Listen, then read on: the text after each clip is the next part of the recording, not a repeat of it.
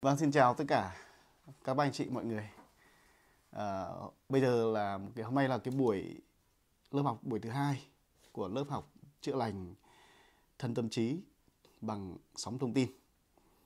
Hiện tại đang là hơn 2 giờ chiều tại Nuremberg của Đức và cũng là hơn 8 giờ tối ở Việt Nam.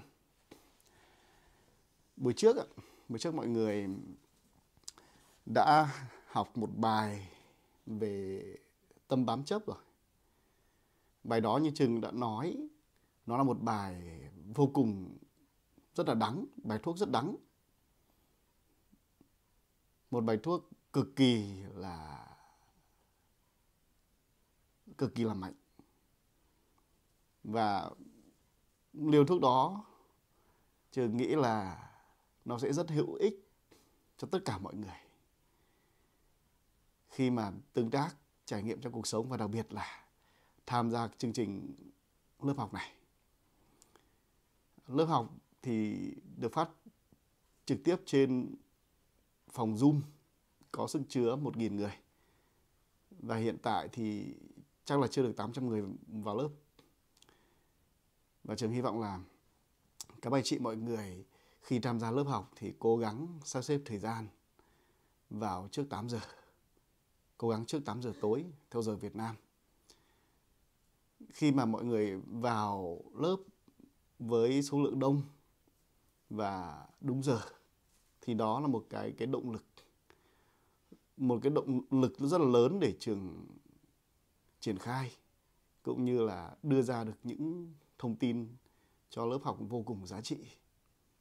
Nó là một nguồn lực động viên tinh thần khi mà trước đây những buổi học, buổi bài giảng của trường thì là ở các lớp trực tiếp. Thì khi đó là trước mặt trường là gì ạ? Là những người mến mộ tri thức, những người ngồi lắng nghe. Thì trường ở trên bục giảng là được nhìn thấy những người bằng da bằng thịt ngồi đón nhận tri thức, lắng nghe mình ở dưới. Nó giúp cho trường có những cái sự hào sảng trong quá trình chia sẻ những cái tri thức. Còn lớp học này thì trước mặt trường đó là gì ạ? Là máy quay, là máy điện thoại. Do đó là trường không biết ai với ai. Chỉ có nghe thấy mọi người trò chuyện trước buổi Zoom và những cái chia sẻ của các admin. Và có chăng thì trường cũng thỉnh thoảng nhìn thấy một ai đó trên màn hình của phòng Zoom. Đó, do đó là gì ạ? Cái sự ngăn cản này nó là một cái thách thức.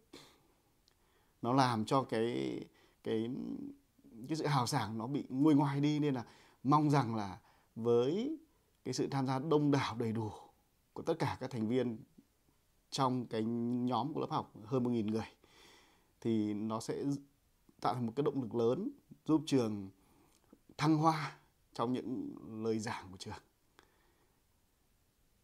Thì buổi hôm nay là một buổi thứ hai. Buổi trước là đã khai giảng vào đúng ngày rồi, mùng 5 tháng 2. Buổi hôm nay là buổi thứ hai với cái chủ đề giải mã về bí mật cơ thể con người, về cấu trúc linh hồn và nguồn gốc của bệnh tật. Thì khi tất cả mọi người hiểu được về bí mật cơ thể con người, hiểu về cấu trúc linh hồn, thì đó là một sự giác ngộ rất là lớn rồi.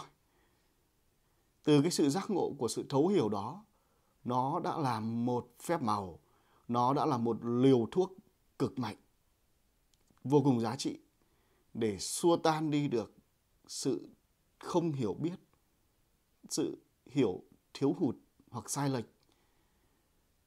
Điều mà những quan điểm về tôn giáo, triết học, tâm linh khiến cho con người không nhận thức rõ, không hiểu đúng về các sự thật. Và nó khiến cho con người chìm trong những nghi lễ cầu cúng, những hành động sai, hành động không mang những cái giá trị tốt cho chính bản thân mình và mọi người. Tuy chỉ là thấu hiểu về bí mật cơ thể con người, nhưng nó vô cùng giá trị. Chỉ cần khi mà chúng ta hiểu, tin tuyệt đối, thì rất nhiều căn bệnh về tâm linh nó đã biến mất khỏi cơ thể của những người mắc những căn bệnh như là vong ma nhập rồi. Rất nhiều căn bệnh. Và đặc biệt là về cấu trúc linh hồn. Đây là một cái điều mà chưa một tôn giáo nào, chưa một quan điểm triết học nào, chưa một nhà khoa học nào, và đặc biệt trong ngành y tế cũng chưa có sự giải mã, mổ xẻ về cái cấu trúc của linh hồn. Nhưng trong tri thức hai chân lý thì trường đã mổ xẻ cấu trúc của linh hồn. Và từ đó nó giải mã, nó khai sáng tất cả sự thật về bản chất của linh hồn, cấu trúc của linh hồn, sự vận động của linh hồn, cơ chế của linh hồn, và sẽ tìm được nguyên nhân của bệnh tật. Nguyên nhân của bệnh tật, từ bệnh tật do linh hồn tạo ra, các bệnh về tâm, và bệnh tật đó là những căn bệnh lý nữa. Thì khi hiểu được cơ thể con người và giải mã về cấu trúc linh hồn, đó là một bước nhảy vọt cực kỳ lớn. Và chính cái việc mà giải mã về cấu trúc linh hồn, nó là một cái bảng tham chiếu vô cùng giá trị để mọi người có thể nhìn được vào tất cả các quan điểm triết học, các quan điểm tôn giáo, các hệ tư tưởng, để phân biệt được các giá trị tích cực hay tiêu cực từ đó, để phân biệt được những đúng sai, để phân biệt được thiện và ác dựa trên sự tham chiếu, điều mà trong cấu trúc của linh hồn nó được cấu tạo từ hạt năng lượng. Như trong buổi trước Trường có nói là hạt năng lượng nhỏ nhất, đó chính là hạt nhân quả. Nó là bảng tham chiếu để cho tất cả mọi người sống ở thế giới con người này có thể là có một cái tham chiếu. Từ đó là mình sẽ không bị cuốn vào các quan điểm tôn giáo, tâm linh, triết học, tín ngưỡng khác nhau. Mình sẽ có được cái sự hiểu biết một cách triệt để, logic, khoa học. Đó là cái giá trị của tri thức về hạt năng lượng. Thì trong buổi hôm nay là buổi thứ hai. Thì buổi trước là buổi về tâm bám chấp. Thì Trường đã đưa ra bài thuốc cực kỳ là đắng, cực kỳ là mạnh. Và Trường hy vọng là mọi người tiếp nhận từng đơn vị thông tin trong cái buổi đó. Và trong buổi hôm nay, mọi người lại tiếp tục xây dựng cho mình một niềm tin. Bởi vì nếu mà mình không tin về bí mật của cơ thể con người, mình không tin về cấu trúc của linh hồn, thì cái việc mà chúng ta đeo đuổi các phương pháp để chữa lành tâm bệnh, nó là vô vọng, Mọi người không hiểu về cấu trúc của linh hồn. Khi mọi người theo đuổi bất kỳ một phương pháp tu tập của các tôn giáo nào, tông phái nào đó, tín ngưỡng nào đó, nó đều trong sự mơ hồ và vô vọng. Nó không có một cái sự tham chiếu, một bảng tham chiếu để mọi người nhìn được đến điểm đích của mình, thấy được cái hành trình tiến bộ của mình trên con đường tu tập, thấy được như thế nào là một con đường tu viên mãn, như thế nào là thiếu hụt. Thì cấu trúc linh hồn nó sẽ giúp cho chúng ta có một cái nhìn toàn diện, đầy đủ và chính xác nhất. Từ đó chúng ta sẽ những người mắc tâm bệnh sẽ quyết tâm để thay đổi cái cấu trúc linh hồn. Người mắc bệnh lý thì cũng quyết tâm thay đổi cấu trúc linh hồn để khỏi bệnh tật. Và những người muốn truy tìm sự giác ngộ, truy tìm sự thấu hiểu thì sẽ quyết tâm miệt mài nghiên cứu tri thức, và từ đó để quan sát chiêm nghiệm trong cuộc sống, và mọi người sẽ đạt được cái sự giác ngộ. Đó là cái giá trị của bài học hôm nay sẽ mang lại. Thế nên là trường sẽ gói gọn bài học này với 3 nội dung chính: giải mã bí mật cơ thể con người, giải mã về cấu trúc linh hồn và nguồn gốc của tất cả các bệnh tật, gồm bệnh thân, bệnh tâm, bệnh trí. Bài học này nó sẽ rất là dài. Và thực sự là đối với trường là khi mà bắt đầu một buổi lớp học thế thôi ạ, kể cả lớp học trực tiếp tại văn phòng, tại lớp học, hay là cũng như lớp học ở buổi Zoom như thế này, thì trường chỉ đưa ra một cái tiêu đề cho cái buổi học đó. Và phần còn lại là dựa trên cảm xúc, dựa trên những cái động lực từ người học, từ những cái mạch cảm xúc từ trong linh hồn truyền ra não bộ, mà trường sẽ có những bài giảng nó phù hợp, nó thú vị, nó độc đáo khác nhau. Do đó là trường không có sự chuẩn bị một giáo án nào cho bất kỳ một lớp học nào. Có chăng gì sự tư duy trong não bộ là xây dựng một cái tiêu đề.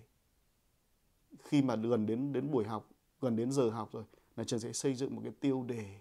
Chỉ thế thôi, chỉ là cái tiêu đề. Và cái lớp học nó sẽ đạt đến cái sự thăng hoa như thế nào đó. Những cái giá trị thông tin mà trường sẽ cung cấp ra, nó đạt đến cái mức độ như thế nào đó.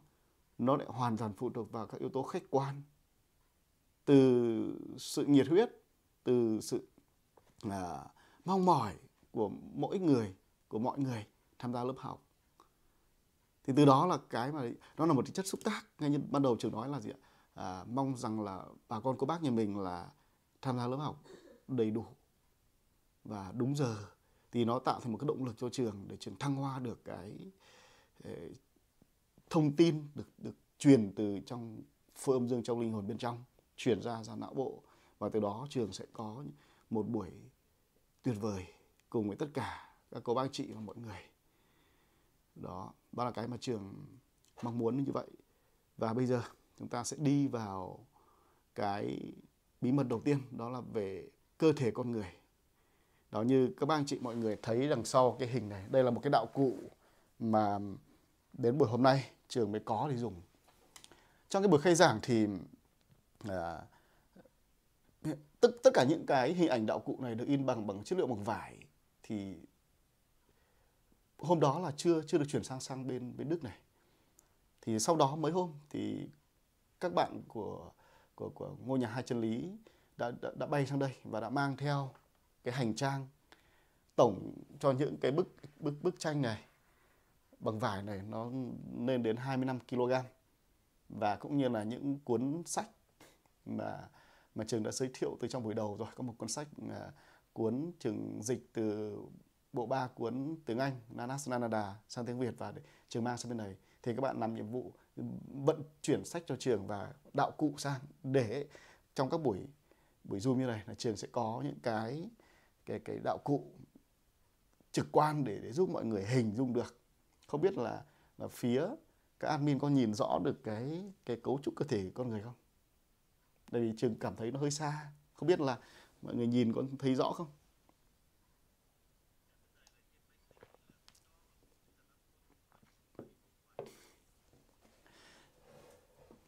Bởi vì là trên cái góc quay này, bên cạnh cái điện thoại mà đang xử lý cái phòng Zoom này, thì trường có một cái điện thoại để quay lại, và trường sẽ biên tập để đăng lên kênh YouTube. Thì trên đó thì nhìn rất là rõ rồi. Đó, nếu mà mọi người mà ai mà không nhìn rõ được thì mình có thể theo dõi lại lại video, có thể là được đăng vào đêm nay theo giờ Việt Nam hoặc là sáng mai. Thì ở đây ạ, mọi người thấy đây là một cấu trúc cơ thể người. Trường chia nó làm 3 phần, gọi là tam hợp nhân. Tức là 3 yếu tố hợp thành một con người. 3 yếu tố hợp thành một con người. Cái này nó khác hoàn toàn so với giải phẫu cơ thể người.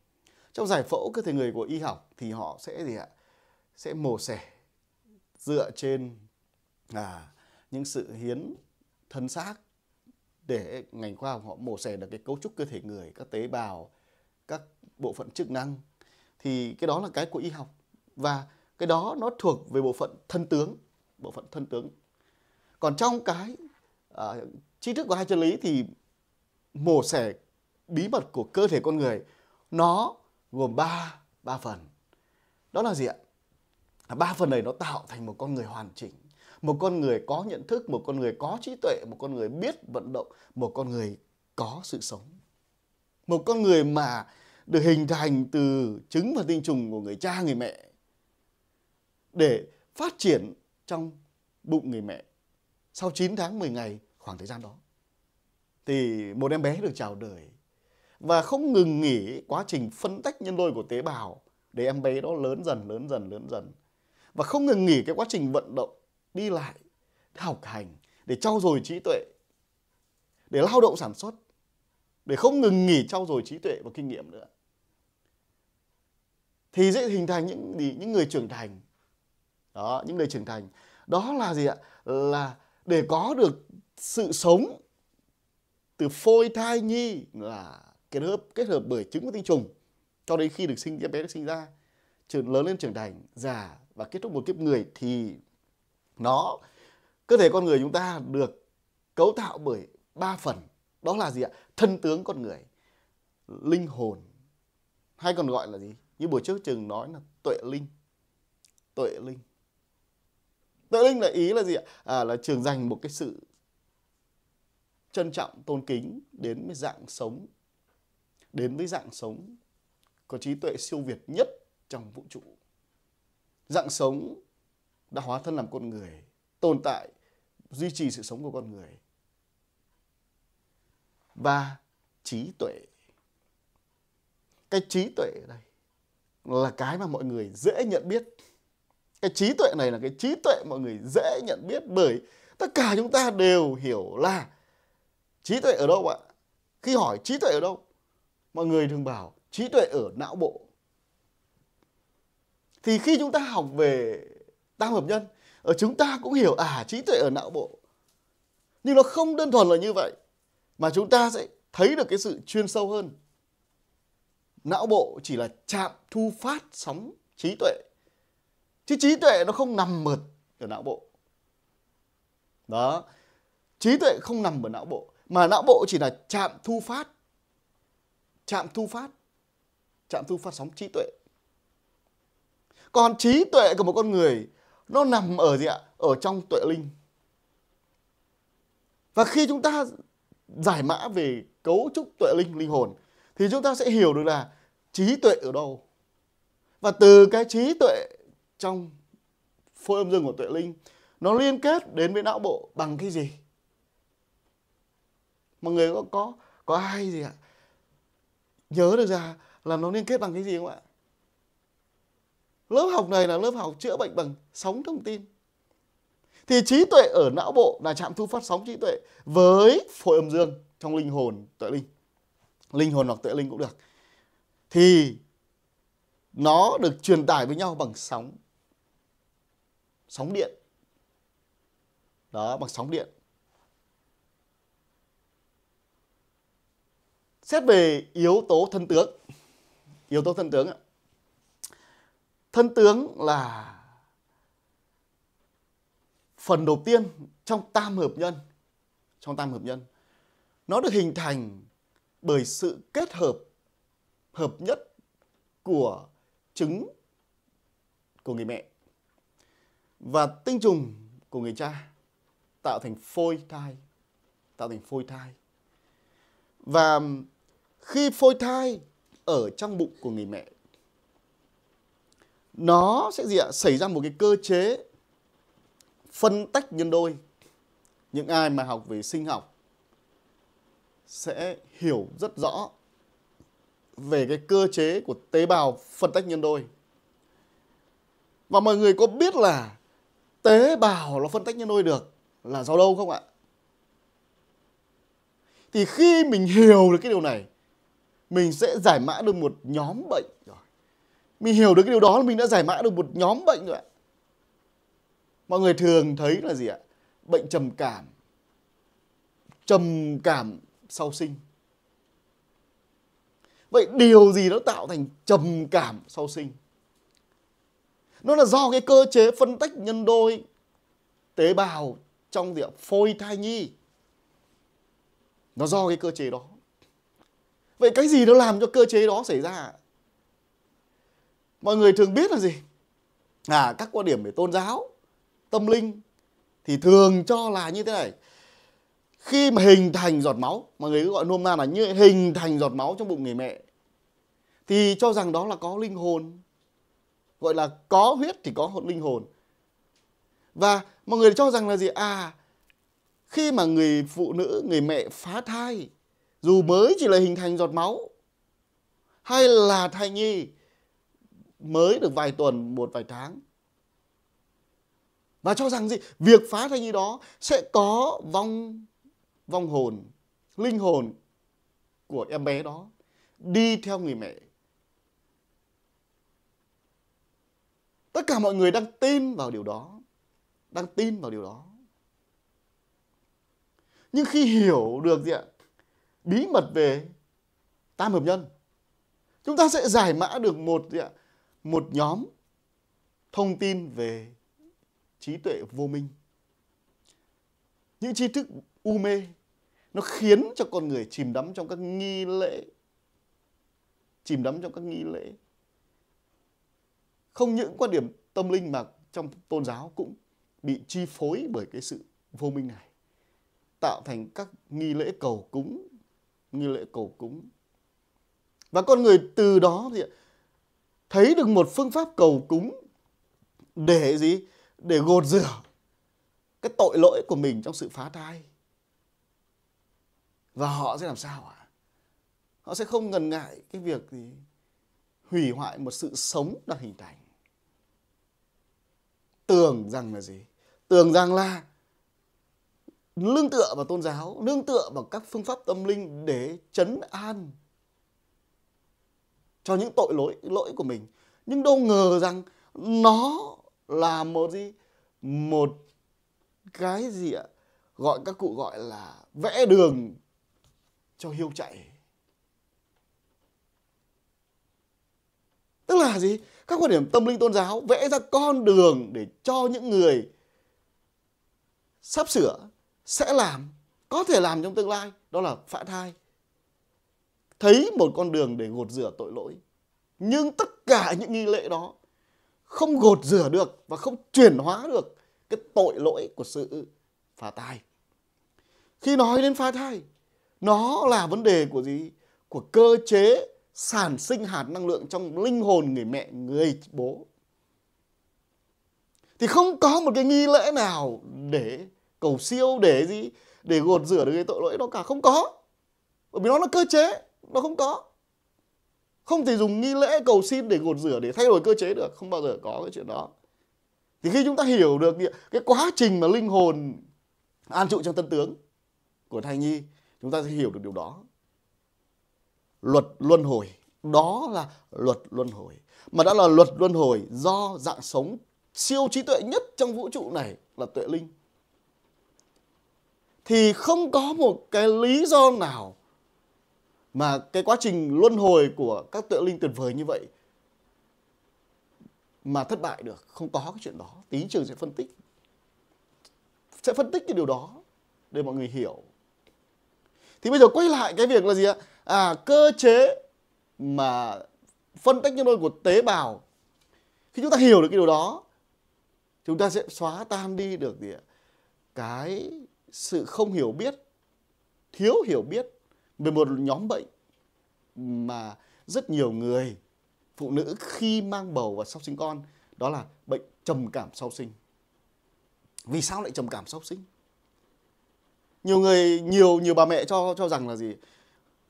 Tôi ngày xưa tôi mang bầu, tôi đi cấy nhiều sao ruộng, có làm sao đâu mà bảo trầm cảm sau sinh. Vẽ chuyện. Nhiều bà mẹ ở quê sẽ cho vậy, cho rằng con dâu vẽ chuyện, bày đặt trầm với cả cảm. Suy tư cái gì? Các cụ ngày xưa ở quê thì làm việc thì vất vả, Làm gì có ai trầm cảm. Cái đó là cái sự đánh giá thiếu hiểu biết. Vì sao ạ? Vì truyền thông nó không như bây giờ. Ngày xưa nó không thể như bây giờ được. Nên là không ai biết được việc nhà ai. Mọi người chỉ biết được việc trong xóm, trong làng, trong bản của mình. Không biết được việc của thiên hạ, không biết được việc của nhiều người. Và khi mọi người nói là gì? Nói đến trầm cảm sau sinh thì mọi người cũng có người sẽ gì? Chưa từng gặp ai trầm cảm sau sinh cả. Nhưng có những người sẽ gặp rất nhiều những người trầm cảm sau sinh. Vì sự thiếu hiểu biết nên không hiểu được nguồn gốc của bệnh, nên nó làm cho mối quan hệ gia đình xảy ra nhiều những cái hệ lụy, nhiều những cái bi kịch xảy ra. Trầm cảm sau sinh nó khiến cho những người mẹ sau khi mang bầu, sau khi sinh ra, họ u uất, họ chán chường cuộc sống, họ ghét bản thân họ ghét như cả đứa con luôn.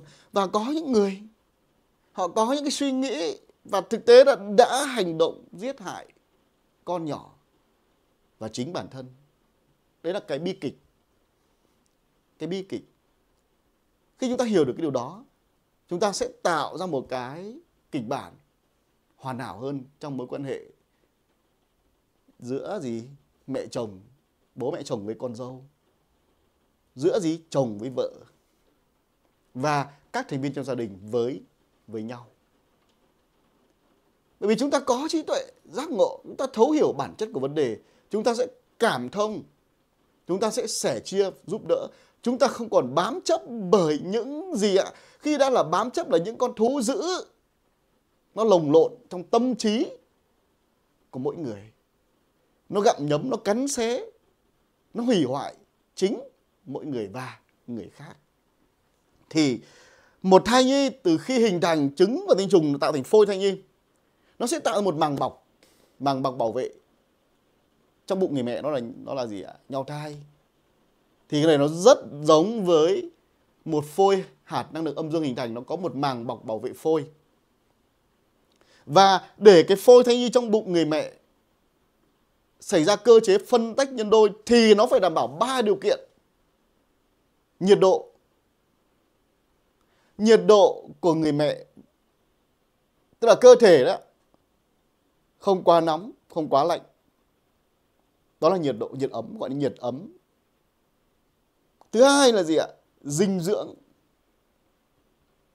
Người mẹ phải ăn uống để dinh dưỡng được chuyển hóa, nó di chuyển vào phôi thai nhi để nó xảy ra quá trình phân tách nhân đôi. Và thứ ba là cái điều quan trọng nhất, linh hồn của người mẹ. Linh hồn của người mẹ sẽ phải sao chép ra những hạt năng lượng dương để gì? Để giúp cho phôi thai nhi được nuôi dưỡng bởi những hạt năng lượng được sao chép ra từ dạng sống kỳ diệu nhất, đó là tuệ linh, tức là linh hồn trong người mẹ. Như vậy một phôi thai nhi muốn tồn tại được trong bụng người mẹ, muốn phát triển được để gì? Để cất tiếng khóc chào đời sau 9 tháng 10 ngày hoặc sau khoảng 9 tháng thì phải đảm bảo 3 điều kiện. Dinh dưỡng từ người mẹ ăn uống, nhiệt độ phải ấm và năng lượng được phân tách từ người mẹ. Nếu không đảm bảo 3 điều kiện đó xảy ra thì thai nhi chết lưu, hỏng thai. Đó là 3 điều kiện chủ quan bên trong một thân tướng người mẹ. Nó còn phụ thuộc vào yếu tố khách quan, đó là kịch bản nhân quả của mỗi một cặp vợ chồng. Mỗi cặp vợ chồng. Có những cặp vợ chồng mãi mà không sinh được con, nhiều lần xảy ra hư hỏng thai nhi. Nhưng khi họ sống một đời sống biết yêu thương, biết giúp người, giúp trẻ nhỏ, thì họ lại có thai và sinh con. Vì sao ạ? Vì họ đã thay đổi được cái nhân quả của họ trong cái kịch bản cha mẹ với con cái. Thì đó là một những cái nội dung rất là rất là nhiều những cái phải phân tích trong các bài học sau. Còn quay lại cái việc mà linh hồn người mẹ phải phân tách ra những hạt năng lượng để nuôi dưỡng từng tế bào giản đơn của thai nhi, thì nó đã làm tiêu hao cái năng lượng của người mẹ. Nếu linh hồn của người mẹ mà có cái tỷ lệ hạt năng lượng âm dương cân bằng thì hiển nhiên họ không có biểu hiện và không có mầm mống cũng như không bộc phát trầm cảm. Nhưng nếu linh hồn của người mẹ mà tỷ lệ hạt âm dương bị mất cân bằng, đó là gì? Là những hạt âm nhiều hơn số lượng hạt dương tại các cụm điểm hạt. Thì khi đó là gì ạ? Không đủ nhiệt, linh hồn không đủ nhiệt ấm để xảy ra quá trình sao chép hạt năng lượng dương. Không đủ. Mà nó sẽ lẫn cả quá trình sao chép hạt âm ra. Và nó làm cho gì? Không những người mẹ bị nhiễm độc tố từ các hạt âm sao chép trong linh hồn của người mẹ, nó chi phối não bộ của người mẹ. Nó khiến cho não bộ của người mẹ suy nghĩ tiêu cực, đưa ra rất nhiều những giả định tiêu cực trong cuộc sống, những nghi ngờ tiêu cực, rất nhạy cảm trong cuộc sống. Mọi hành động của người thân, mọi ánh nhìn của người thân, mọi lời nói của người thân đều khiến cho gì? Cho tâm trí của người đang mang bầu, người mẹ sau sinh ấy, họ nhạy cảm. Họ đều tạo ra một cái kịch bản tiêu cực cho chính họ, cho mọi người. Đó là hệ thống hạt âm trong linh hồn, nó sao chép, nó chi phối não bộ của người mẹ. Và nó làm gì? Nó lại bắn vào tế bào thai nhi. Nó làm cho thai nhi cũng sẽ dễ gì? Mắc bệnh. Những bệnh gì ạ? Lỗi về mã gen. Bởi những cái thông tin tiêu cực từ hệ thống hạt âm được sao chép ra từ linh hồn người mẹ, nó làm cho gì? Làm cho thai nhi hấp thụ và nó mã hóa trong cái đoạn mã gen điều hòa trong tế bào của thai nhi. Và nó sẽ là mầm mống của rất nhiều bệnh sau khi em bé chào đời trưởng thành. Thì để một em bé từ khi hình thành phôi thai nhi, phôi thai âm dương cho đến khi chào đời, yếu tố, dù là 3 yếu tố đó, nhưng cái yếu tố linh hồn người mẹ là yếu tố quan trọng nhất, bởi vì linh hồn người mẹ sẽ đảm nhiệm cả cái việc mà gì? Tạo ra nhiệt ấm cho chính cơ thể của người mẹ và tế bào của thai nhi. Đảm bảo cái điều đó. Đó, và dinh dưỡng nữa. Thì điều đó để mọi người thấy là gì ạ? Cái bí mật về linh hồn sản sinh năng lượng, linh hồn của người mẹ sản sinh năng lượng để giúp cho thai nhi xảy ra quá trình phân tách tế bào, để giúp cho thai nhi phát triển trong bụng người mẹ. Nó sẽ xảy ra một yếu tố tạo ra bệnh, đó là trầm cảm sau sinh của người mẹ.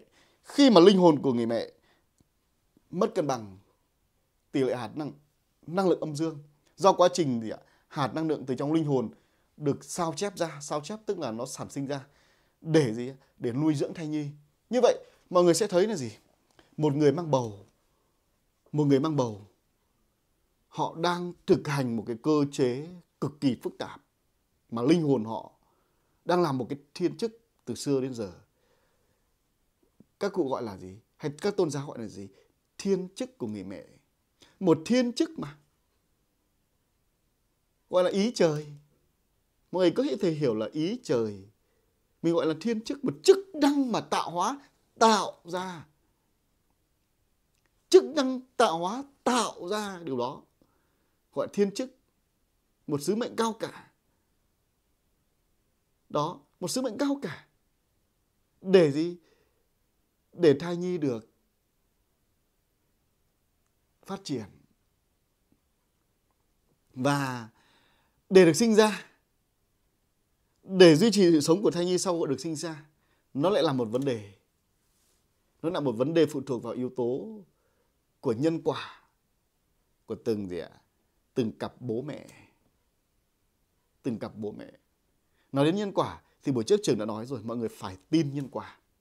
Muốn chữa lành được tâm bệnh, thân bệnh, dù mọi người ở tôn giáo nào đi chăng nữa, hãy ứng trước một niềm tin. Hãy tin đi, hãy tin vào những gì Trường nói, và mọi người sẽ thấy được phép màu. Còn mọi người không tin vào những tri thức hai chân lý, vẫn mong muốn khỏi bệnh nhưng lại không tin, lại nghi ngờ, mọi người không bao giờ khỏi được. Không bao giờ khỏi được. Tuyệt đối không bao giờ khỏi được. Sự thật nó mãi mãi là sự thật. Nó không phụ thuộc vào niềm tin của mọi người, vào quan điểm tôn giáo. Nó không phụ thuộc vào điều đó. Thế nên hãy ứng trước niềm tin. Khi đã trải nghiệm bệnh tật rồi, khi đã trải nghiệm sự chữa trị trong quan điểm tôn giáo rồi, trong y tế rồi không khỏi, thì tại sao lại không đặt cho mình một niềm tin? Mất gì đâu. Niềm tin có linh hồn, niềm tin có luân hồi. Từ buổi trước Trường nói rồi. Thì bây giờ phải có một niềm tin vào là con người của chúng ta nó có 3 cái yếu tố này. Hãy tin vào tất cả những điều Trường nói. Bởi vì nó không mất tiền mua, không mất gì cả. Và điều kỳ diệu nó sẽ xảy ra khi mọi người tin và thực hành. Tin và thực hành. Chỉ cần tin vào linh hồn phân tách ra hạt năng lượng để giúp thai nhi tồn tại, phát triển, thì những bậc cha mẹ đã có cách đối xử khác với con dâu rồi. Có cách đối xử khác rồi. Không còn một cái ánh mắt kiểu khó chịu. Không còn những lời nói tiêu cực. Không còn những lời nói mỉa mai miệt thị. Không còn những cái điều đó nữa. Mà thay vào đó là sự cảm thông, tình yêu thương, sự động viên. Và những người chồng cũng vậy. Biết quan tâm chăm sóc. Thay vì bỏ bê để đi nhậu nhẹt, đi đá banh, đá bóng gì đó, chơi bời. Bởi vì sao ạ? Cái khoảnh khắc đó là cái khoảnh khắc mà các cụ người ta nói rồi.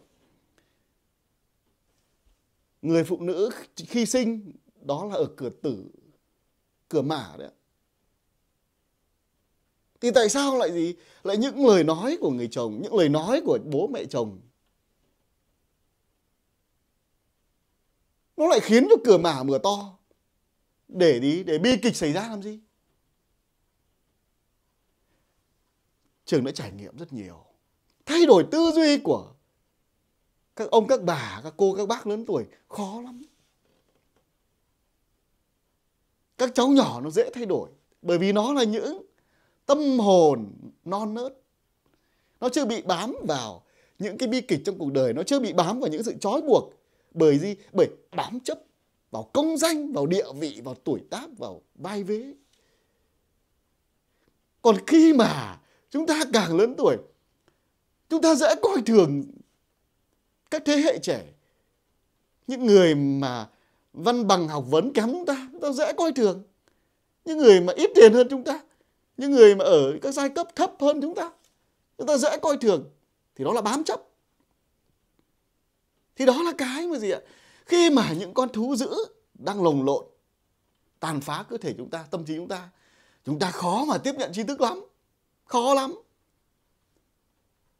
Thế nên buổi đầu tiên Trường đã phải đưa một bài thuốc cực đắng là bám chấp. Ai mà tiếp cận video này mà chưa xem cái video số 1 thì mọi người hãy xem video số 1. Buổi 1. Thì khi chúng ta hiểu được cái điều đó thôi, tế bào nhân đôi của thai nhi tồn tại phát triển được để được một đứa bé sinh ra là toàn bộ từ linh hồn người mẹ. Trong 3 cái điều kiện thì linh hồn người mẹ đã làm 2 điều kiện rồi. Nhiệt ấm cho thai nhi và năng lượng để duy trì sự sống, cũng như là giúp cho thai nhi phân tách tế bào. Và thân tướng của người mẹ làm một nhiệm vụ, đó là gì? Nạp thức ăn, dinh dưỡng vào. Khi chúng ta hiểu được cái điều đó, chúng ta thấy là gì ạ? Người mẹ làm sao? Lao động gấp nhiều lần so với người khác trong gia đình, gấp nhiều lần so với mẹ chồng, gấp nhiều lần so với bố chồng, các thành viên khác trong gia đình. gấp nhiều lần. Vậy chúng ta phải làm gì? Hãy dành cho họ những điều tốt nhất, dành cho họ những sự quan tâm, dành cho họ những điều tốt nhất, quan tâm, sẻ chia. Bởi vì mọi người không biết được là người vợ của mình, con dâu của mình hay bản thân mình khi mang bầu có trầm cảm hay không. Mọi người không bao giờ biết được. Mọi người mà biết được, mọi người đã là một đấng tối cao rồi, là một bậc giác ngộ. Mọi người không bao giờ biết được. Vì không bao giờ biết được, thế nên chúng ta cần cái gì? Thấu hiểu điều mà chúng ta không biết. Không một tri thức nào cho chúng ta biết, để chúng ta xây dựng một cuộc sống kỳ diệu ngay tại gì? Cái cõi người, không gì ngoài khổ đau. Thì như vậy chúng ta đã gì? Có một bài giải luôn cho cái việc trầm cảm của phụ nữ sau sinh. Mọi người trong gia đình có được hiểu biết và có được cái phương án để giải quyết, tránh và ngăn ngừa mầm mống của bệnh tật trầm cảm. Nó rất khủng khiếp. Trầm cảm, những căn bệnh về tâm nó vô cùng khủng khiếp hơn những căn bệnh về bệnh lý. Bệnh lý có thể chỉ người đó bệnh nếu gọi là đen đủi, chỉ một mình người bệnh chấm dứt cuộc đời. Nhưng tâm bệnh, người ta không những chấm dứt cuộc đời của họ mà còn của người khác, nhiều người khác nữa. Nó rất khủng khiếp. Nhưng mọi người chưa đánh giá cái mức độ trầm trọng của tâm bệnh. Bởi vì y học khoa học không giải mã được nguồn gốc của tâm bệnh.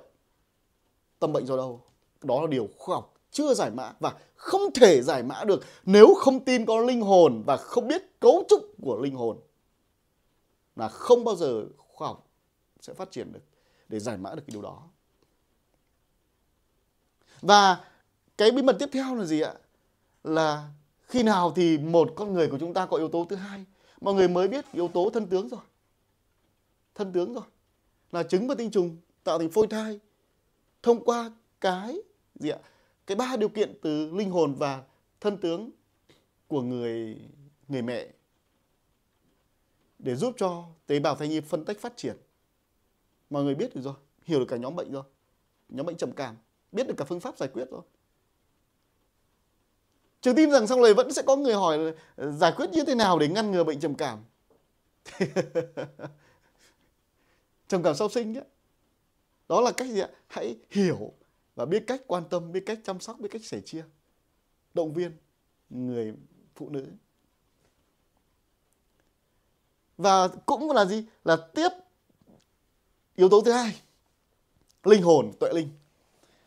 Khi nào linh hồn hay còn gọi là tuệ linh, Trường nhắc lại gì ạ?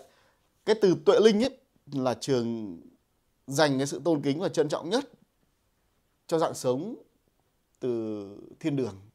Đó là hành tinh trung tâm. Sau này Trường sẽ phân tích cái bài đó. Họ tạo ra loài người, họ an trụ trong chính chúng ta, mọi người. Và Trường có những cái câu nói nào gọi là gì? Là linh hồn. Vì sao lại có gọi là linh hồn? Đó là cách mà để Trường phân biệt một dạng vật chất khác, một vật chất năng lượng khác. Họ được chuyển hóa, họ được mọi người có thể hiểu là gì? Tiến hóa đi, hoặc chuyển hóa đi, hoặc là nâng cấp đi về mặt cấu trúc. Trong cấu trúc đó nó có sự nâng cấp về giá trị thông tin và khả năng phản ứng thông tin. Đó là từ linh hồn của muông thú. Sau quá trình mà được thuần hóa, tạo ra nhiều những cái giá trị lợi ích, cống hiến cho con người, thì họ được gì? Được làm người, được luân hồi làm người, gọi là linh hồn. Linh hồn. Đó cũng chính là gì? Cũng những là những cấu trúc tuệ linh thôi. Nhưng mà để cho có sự phân biệt rõ ràng. Còn khi đã làm người rồi thì không ai biết đâu bên trong ai là linh hồn, bên trong ai là tuệ linh, không ai biết được. Bởi vì trên một cái gì, một cái hành trình chuyển sinh, và sau này nó sẽ có một cái bài về chuyển sinh, Trường sẽ phân tích điều đó. Thì nó có cái quá trình chuyển sinh để mọi người thấy vạn vật nó bình đẳng. Tại sao mình không nên giết hại muông thú? Là vì điều đó. Thì khi nào thì linh hồn hay gọi là tuệ linh đầu thai làm con người. Khi nào? Các quan điểm thì cho rằng, các quan điểm tôn giáo, tâm linh, tín ngưỡng cho rằng cứ hình thành tinh huyết trong bụng người mẹ, tức là trứng là huyết đấy, tinh là tinh trùng, gọi là tinh huyết trong bụng người mẹ, thì là có linh hồn. Có người cho rằng khi có nhịp đập của tim thai nhi là có linh hồn. Và từ đó mọi người cho rằng là gì? Sẩy thai, phá thai, nạo phá thai, dù là mới hình thành nhịp tim 1-2 tháng, 3-4 tháng mà phá mà sẩy là đã có linh hồn rồi. Và linh hồn của thai nhi sẽ đi theo người mẹ để cản trở hay là một cái gì đó. Mọi người cho rằng nó là như vậy.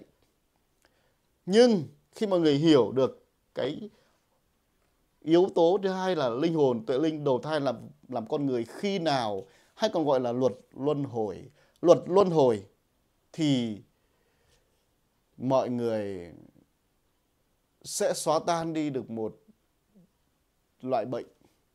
Đó là bệnh vô minh. Về một loại bệnh vô minh. Mọi người phải hình dung như thế này. Phải hình dung để hiểu. Một dạng sống tuyệt vời nhất trong vũ trụ, đó là tuệ linh. Khi họ sắp xếp một tuệ linh xuống đầu thai làm người ở thế giới loài người này, thì họ sẽ phải tính toán là gì ạ? Cặp bố mẹ là ai, thời gian, địa điểm, và các kịch bản trong cuộc đời của họ sẽ phải gặp ai để nên duyên vợ chồng, gặp ai để tạo ra tình yêu, gặp ai để tạo ra những kịch bản nhân quả. Nó là một gì ạ? Một hệ thống cây nhân quả vô cùng phức tạp, mà ở trên hành tinh trung tâm gọi là thiên đường có một hệ thống vận hành cái điều đó. Hệ thống vận hành cây nhân quả phải sắp xếp chi tiết tỉ mỉ từng những điểm nhấn trong cuộc đời của một người. Và nó phải đảm bảo được gì ạ? Những linh hồn được phép đầu thai tiếp theo phải khớp được vào những kịch bản đó. Thì khi mà mọi người hình dung khi mà một người phụ nữ vừa mang bầu, cứ cho là vừa có tinh huyết đi, theo quan điểm là có tinh huyết là có linh hồn đi, hoặc là gì có nhịp tim là có linh hồn đi, thì khi đó ở trên thiên đường, một tuệ linh được phân công xuống đầu thai vào con của bà mẹ A, bà mẹ B đó. Thì mọi người hãy hình dung như thế này. Lúc đó là gì? Là tuệ linh chuẩn bị xuống đầu thai mới làm một cái tiệc gọi là liên hoan đi. Trò chuyện cũng là một tiệc liên hoan. Thưởng trà cũng là một tiệc liên hoan. Chia tay các bạn bè ở quê hương. Thế tớ chào các bạn. Bây giờ tớ chia tay các bạn để tớ thực hiện một hành trình luân hồi. Mẹ tớ ở dưới kia này. Đấy. Bà đã mang được gì? Tinh huyết rồi. Hoặc là mẹ tớ ở dưới kia này. Nhịp tim của tớ đấy, nó vừa đập rồi. Bây giờ tớ sẽ chào các bạn. Các bạn nhớ ở lại mạnh khỏe nhé. Chúng ta sẽ hẹn ở dưới thế giới loài người. Các bạn nhớ giúp tớ, nhớ báo mộng cho tớ khi tớ gặp khó khăn nhé. Hãy giúp tớ nhé. Thế xong rồi bắt tay, bắt chân đi, chia tay. Những ngọt bùi, những xúc cảm vỡ hòa khi mà những đứa trẻ, những tuệ linh ở trên kia phải chia tay các bạn để các bạn đi xuống luân hồi. Thế là vừa xuống xong. Đó. Tuệ linh lại lọ mọ đi lên, thế bảo bà ấy phá thai mất rồi. Mọi người nghĩ sao ạ? Nó có phải là một trò đùa không ạ? Nó có phải là một vở kịch nhảm nhí không ạ? Của luân hồi không ạ? Không bao giờ có chuyện đó xảy ra. Không bao giờ có chuyện đó xảy ra. Và mặt khác, những tự linh đang ở trên lại nhìn xuống dưới. Ô thôi, bạn mình nó vừa mới xuống đầu thai xong. Giờ thấy nó lại thành cái cục đỏ hòn rồi. Vì bà mẹ phá thai thì thế là linh hồn của, thế là đứa bạn mình nó vừa chui vào trong bụng người mẹ, giờ thấy nó cứ thành cái cục đỏ hòn, nó đi theo bà mẹ. Mặt khác là gì? Bạn mình vừa xuống thấy vừa khoe nhịp tim đập rồi, hình hài rồi. Thế bây giờ lại thấy nó lại bạn mình người chẳng ra người, khuyết tất cả các bộ phận. Mọi người thấy làm sao ạ? Đang là một tuệ linh hình hài đẹp đẽ, chỉ vì đầu thai vào người mẹ, khi mà thân chủ là gì? Là em bé bên trong ấy, bị phá mất, mà lại khiến cho linh hồn đạo mạo, thanh tú và tuyệt vời lại biến thành một cái cục đỏ hỏn, biến thành một cái hình hài kỳ quặc để đi theo bà mẹ. Mọi người có thấy điều gì không ạ? Có vô lý, nó có nhảm nhí không ạ? Trong khi họ là gì? Là một dạng sống, tuệ linh là một dạng sống kỳ diệu nhất vũ trụ này, trí tuệ siêu việt, và hệ thống vận hành cây nhân quả, luật luân hồi vô cùng chính xác tuyệt đối. Không có chuyện một linh hồn xuống đầu thai sẽ làm sao ạ? Sẽ thất bại. Không bao giờ có cái chuyện đó. Không bao giờ có chuyện đó. Tuyệt đối không bao giờ có. Chính vì vậy mà gì? Mà hội đồng tuệ linh đã dựa trên cái gì? Cái sự sống, cái cơ chế phân tách nhân đôi của tế bào, cái sự hoàn thiện các bộ phận chức năng trong cơ thể của thai nhi, và để đảm bảo cho cái gì ạ? Cho cái sự tôn nghiêm của cái dạng sống này. Phải đến tháng thứ 7, đa phần hay còn gọi là thông thường tháng thứ 7, thông thường tháng thứ 7 của thai nhi là những linh hồn mà tuệ linh được phép đầu thai làm người sẽ làm nhiệm vụ là đi xuống và đi bên cạnh người mẹ, chứ không được phép và chưa thể và không thể nhập vào cái thai nhi được. Không có chuyện đó. Bởi vì trong một cơ thể chỉ tồn tại một linh hồn duy nhất. Chỉ tồn tại một linh hồn duy nhất. Do đó là đến tháng thứ 7, linh hồn sẽ xuống đi theo bà mẹ để bảo vệ bà mẹ, để bảo vệ chính thân chủ của mình, là thân tướng của mình, cho đến khi mà gì? Bà mẹ, em bé được sinh ra và phải cất tiếng khóc đầu đời, cất tiếng khóc chào đời. Đó là một lý do, vì lý do nào đó mà các bác sĩ, các bà đỡ đẻ sẽ phải khiến cho thai nhi, khiến cho em bé sau khi sinh phải khóc. Đó là báo hiệu rằng sự đầu thai thành công, linh hồn thiết nhập vào thành công.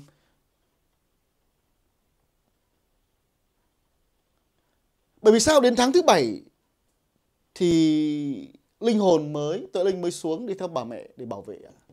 Bởi vì nếu có sinh non ở tháng thứ 7 thì linh hồn đó phải vào thiết nhập vào ngay thân tướng của thai nhi để duy trì sự sống. Và đến tháng thứ 7 nó lại có một cái giá trị là gì? Ngoài cái giá trị là các bộ phận trong cơ thể của thai nhi phát triển toàn diện rồi, đảm bảo sự sống nếu sinh non ở tháng thứ 7 rồi. Và điều thứ hai là nếu bà mẹ có muốn phá thai cũng không thể phá thai được với cái tháng thứ 7. Thai nhi đã to như thế rồi, không thể phá thai. Điều đó nó đảm bảo được gì?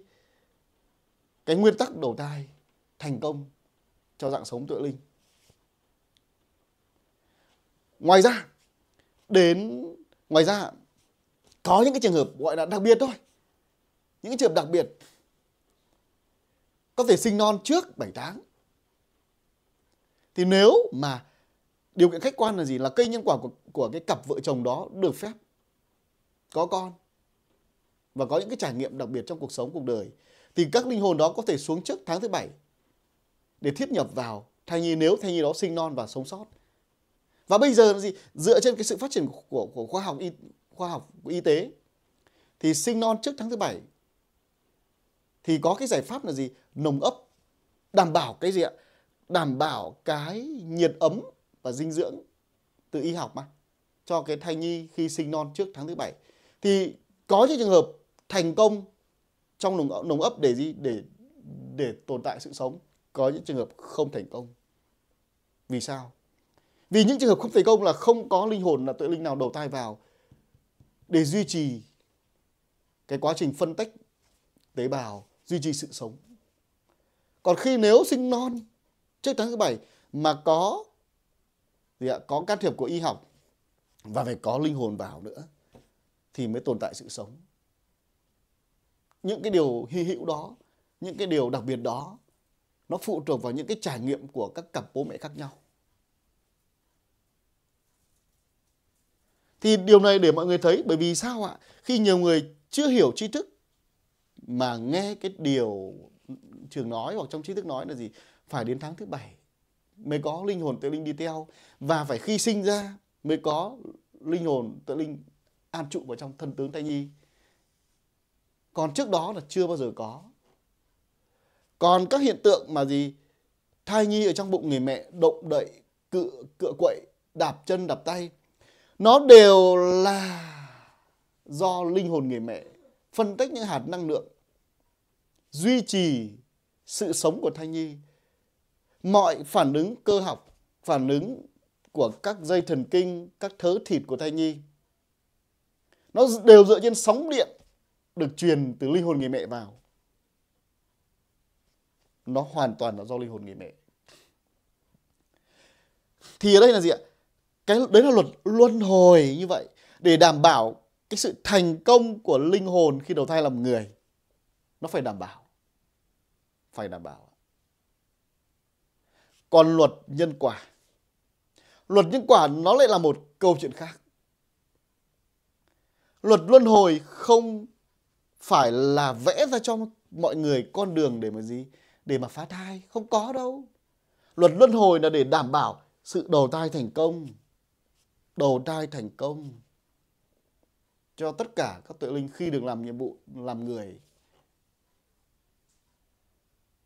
Còn luật luân hồi là gì? Nó tách biệt riêng.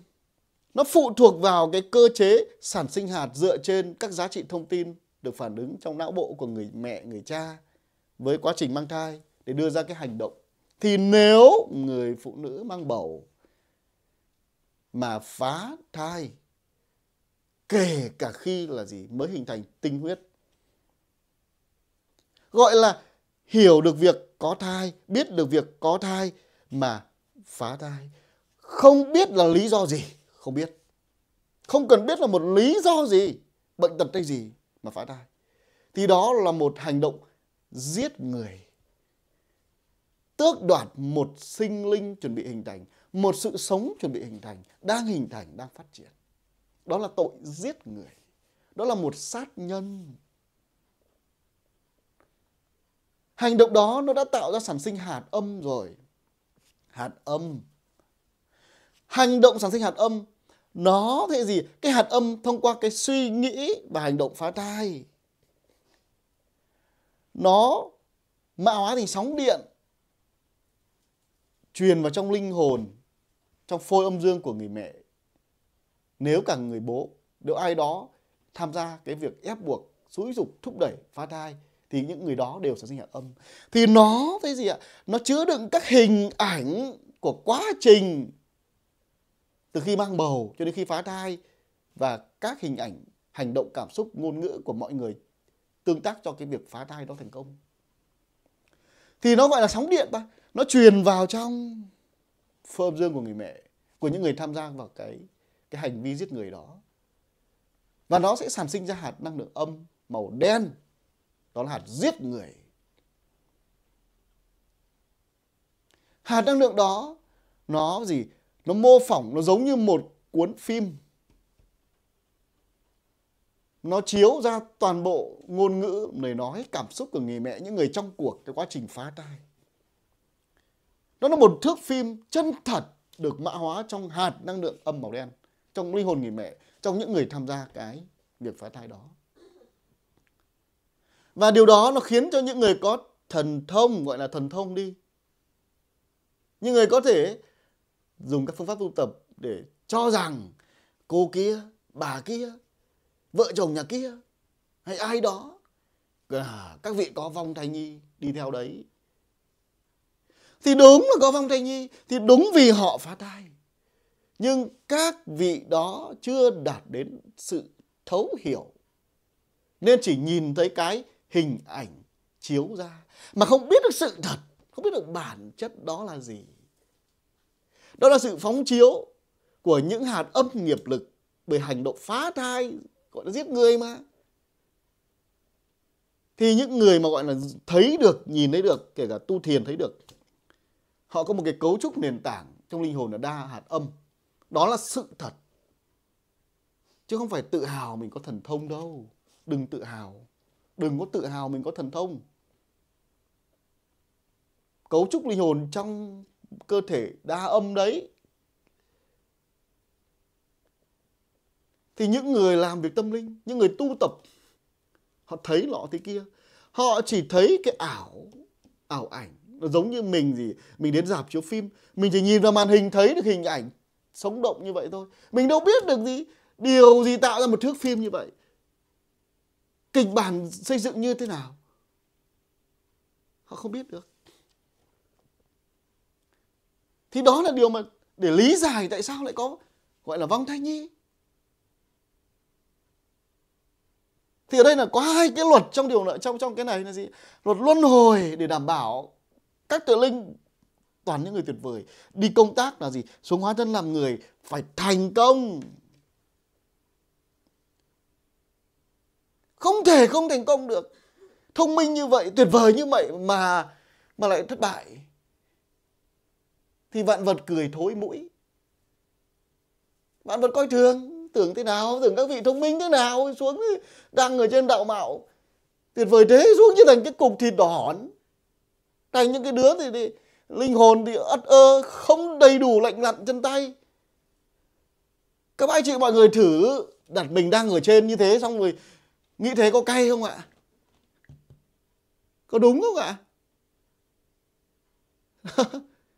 Đó, mình phải hiểu đa chiều. Luật luân hồi để đảm bảo cái việc luân hồi thành công.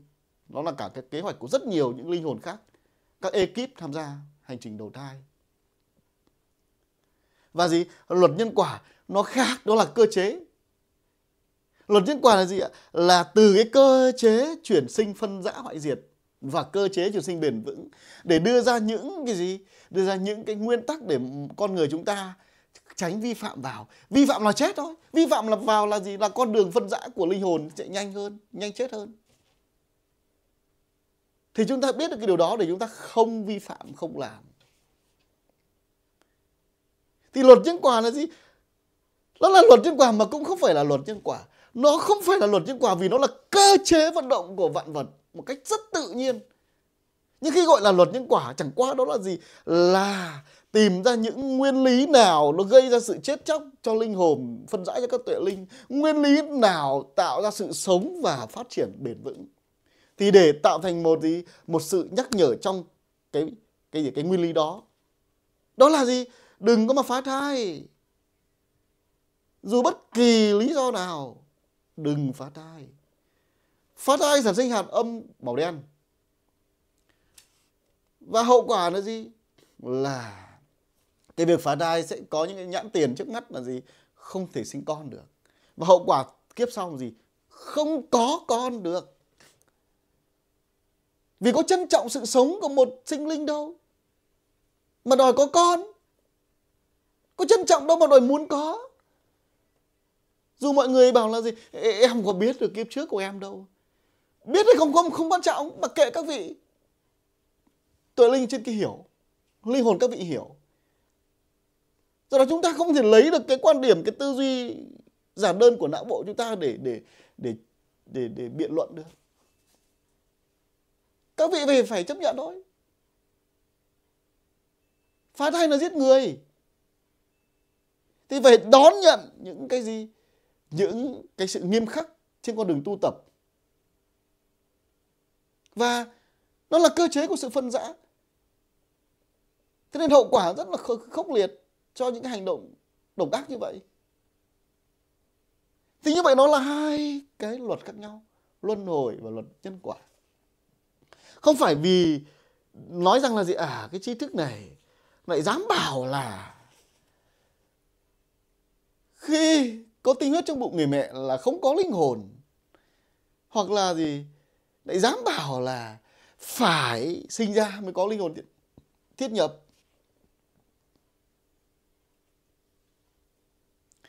Mà rõ ràng là gì? Hai cái luật này nó hoàn toàn độc lập nhưng nó gắn chặt với nhau. Chúng ta không thể lấy lý do là cái luật luân hồi này nhảm nhí. Khi chúng ta cho rằng nhảm nhí, đấy là tâm chúng ta đang bám chấp vì chúng ta vô minh, chưa hiểu.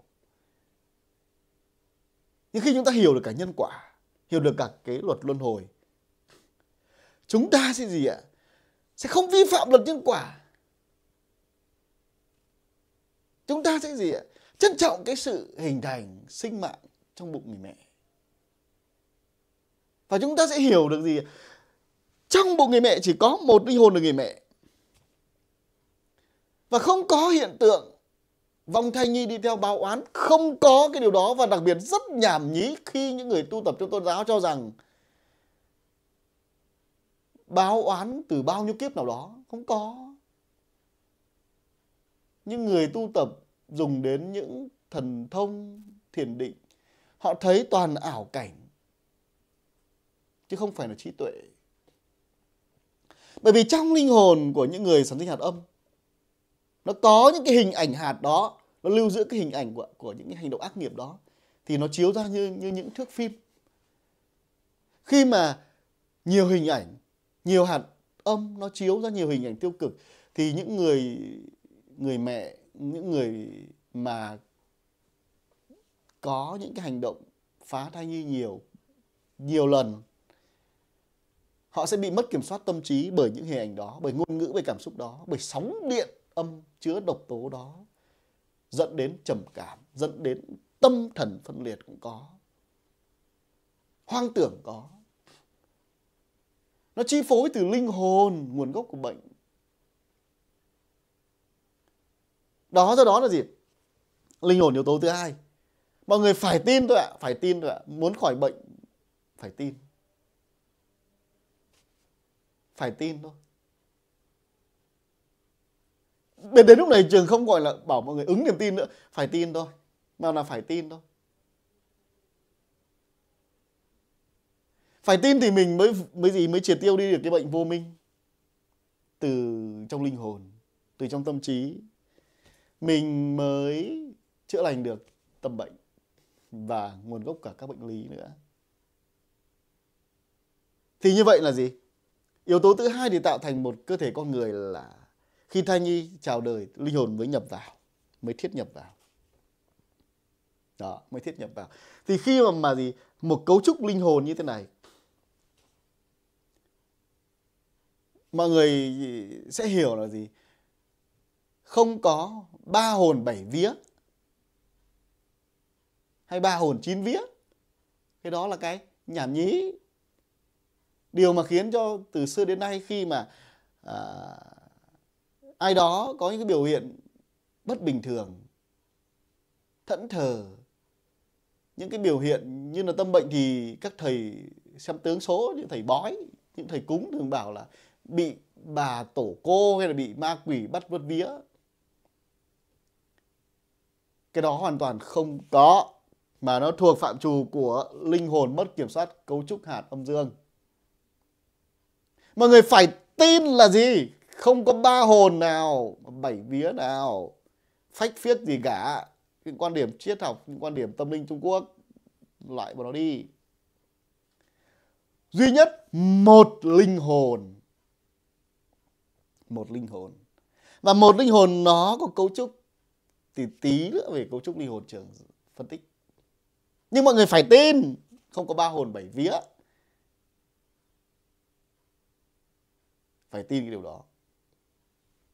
Thì như vậy là gì? Khi mà linh hồn nhập vào thai nhi, khi thai nhi chào đời, con người chúng ta đã hình thành được 2 yếu tố rồi.